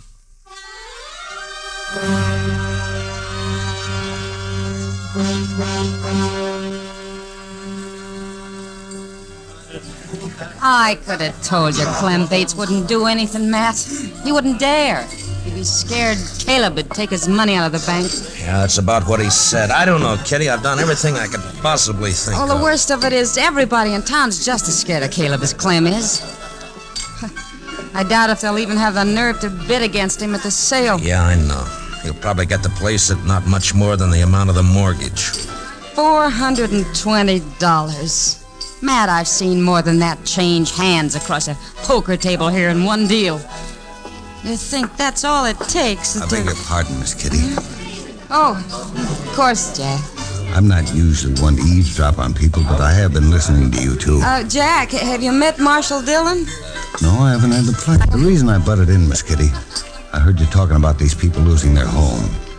I don't know this fellow Blake. He's never done any business over my table and probably never will. No, I don't think he's ever been in here. And I don't know if this will make sense. But the thing is, I left home when I was 10 years old, and I've been drifting ever since. When I see somebody like this Blake that sticks it out and works and fights and gets a raw deal. Well, what I'm getting at, here's $50 if that'll help money. Oh, Jack. Well, this is awful decent of you, Jack. Matt, I said a while ago that nearly everyone in town was afraid of Caleb. Yeah? Well, there's some who aren't. Like Jack here and me and the rest of the dealers and the gamblers and the girls and the bartenders. That's right, Miss Kitty. Because we're drifters. We got nothing to lose. Matt, I'll raise $420 right here in the Texas Trail. By heaven, Kitty, I think you could. Well, I can't do as well as Jack, but... here's 20 from me. Boys! Everybody! Now listen to me for a minute. I got something to say.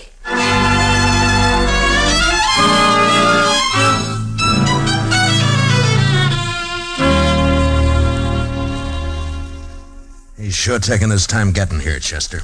Well, I told him what you said, Mr. Dillon. Well, that ought to bring him on the run, if anything will. Anytime Caleb figures he's about to lose $1 or $2, it's hitting him where it hurts.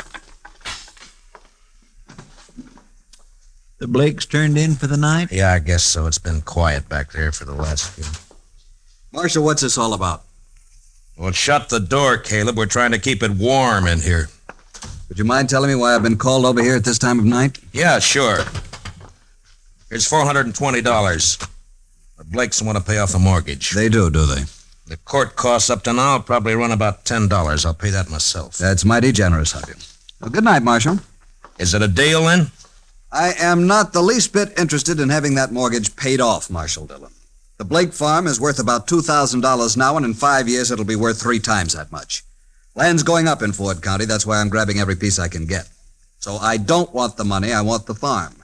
And when it's put up for sale, I'll get it at my own price. The foreclosure still goes. I see. Good night, gentlemen. Well, I guess that's that, Mr. Dillon. I don't know why I even thought he'd take the money. The Blakes won't get a cent out of the sale. He'll scare everybody off and bid it in a few dollars over the amount of the mortgage, and nobody in town will even try to... Try to what, Mr. Dillon? Chester, I'm going over and wake up Clem Bates. I got an idea, and if it works, we'll hold that sale at noon tomorrow. That's pretty short notice to find an auctioneer. I don't need an auctioneer, Chester. This one I'm going to run myself.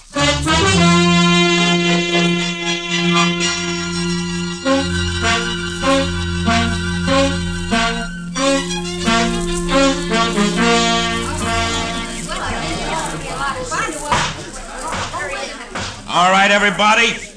All right. Now, all of you know what we're here for. This is a foreclosure sale of the property and household effects of Edward and Martha Blake, ordered by the court at the request of that fine-spirited, good-hearted public benefactor and friend and neighbor of us all, Caleb Andrews.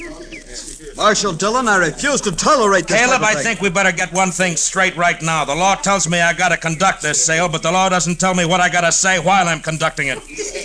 Get on with it. Get on with the sale. All right. Now, the first item I'm offering is a breadboard. Ms. Blake tells me she's used this for nearly 10 years. That's a lot of loaves of bread, a lot of years. As you can see, it's pretty badly battered up. I doubt if it'd be worth much to anybody unless they were used to it. Suppose we started at 50 cents. Is there anybody here low enough to bid 50 cents for Mrs. Blake's breadboard? How about you, Caleb? I'm not interested in the item. Get on with the sale. Anybody else? No? All right, then. The second item. It's a crib. Now, you'll notice it's handmade. Rough construction. Never been painted. It's been well used. Ed built it himself 12 years ago, just before Jimmy was born. There are teeth marks all over the slats here, but that doesn't really hurt anything. There are Marshal Dillon, may I suggest you lump the household effects together and offer them as one bulk item? I'm sorry, Caleb. I'd rather offer them one at a time. Yes. Unless, of course, you'd care to waive all claim to the household effects and withdraw them from the order of foreclosure. I waive the claim. The household goods are withdrawn. Now get on to the house and land. So ordered. Now, the item offered is 160 acres of tillable land, a 4-room house, and a barn. I won't read through the description. You all know the property. It's a good farm. The amount of the mortgage is $420, held by Caleb Andrews. All right, the bidding's open. What am I offered? $450. I have $450 from Caleb Andrews. Do I hear another bid? Oh, the farm's worth $2,000. You're going to let him have it for $450? How about another bidder? Mr. Dillon? Yeah, what is it, Chester? Well, I've been thinking some lately of getting me a little place like this and settling down. I'll bid $1,000. I have $1,000. Do I hear another bid? It's a trick. He doesn't want this place. $1,000. Going once? $1,200. Caleb Andrews bids $1,200. What do you say, Chester? Well, sir, I think I kind of like this farm. $1,500. This is ridiculous. The bid is $1,500. Going once. Going twice. $1,600. $1,600 from Mr. Andrews. Chester? $8,420. He never had that much money in his whole life. Do I hear another bid? Oh, what do you say, Caleb? Do you think I'm a fool? Going once, going twice. Sold. The Chester Proudfoot for $8,420. The buyer will come forward and complete the sale. Don't you worry none about me, Mr. Andrews. I got it right here. There's $8,000 in $500 bills, and here is the $420. Where did you ever get that much in cash? Well, I save my pay, Mr. Andrews, and of course I drink just mostly beer. It adds up after a while. Caleb, I guess $420 of this is yours. And that takes care of the mortgage. Well, Ed, looks like you made a pretty fair profit on the place. Yeah, a lot better than I expected. Here's Matt. your money. Thank you, Matt. But I tell you, I'd still rather have the farm than the money. Well, now, I've been sort of thinking it over, Mr. Blake, and maybe I kind of lost my head. But when you come right down to it, I don't know what I'd ever do with a farm, so if you'd like to buy it, I'll take a $420 loss and sell it back to you for $8,000 cash. Done. Here's your money. This is unheard of. They can't do it, Marshal. Well, as far as I know, there's no law against a man selling his own property. Now, the way I see it, Mr. Andrews, is right this minute you're a trespasser on my property. Come on, let's go. Let go. Gracie. Who do you think you're landing? Chester, you better get that $8,000 back to the bank. Clem Bates is probably worrying himself into a breakdown for fear somebody will find out that he let us have it. All right, Mr. Dillon, I'll see you in town later. Yeah. Oh, Matt, I don't know how we can ever thank you for what you've done. Not me, Martha. Thank the bunch that work at the Texas Trail. You know, they're bums and drifters, most of them. But when Kitty told them the story, they really came through. We'll pay it back, Matt, every cent of it. And, well, that girl, Kitty, I guess I've said some hard things about her in the past, but... Matt, will you ask her to come out to dinner some afternoon? What? I'd like to thank her myself. Sure, Martha. I'll ask her. And I think she'll appreciate that more than you'll ever know.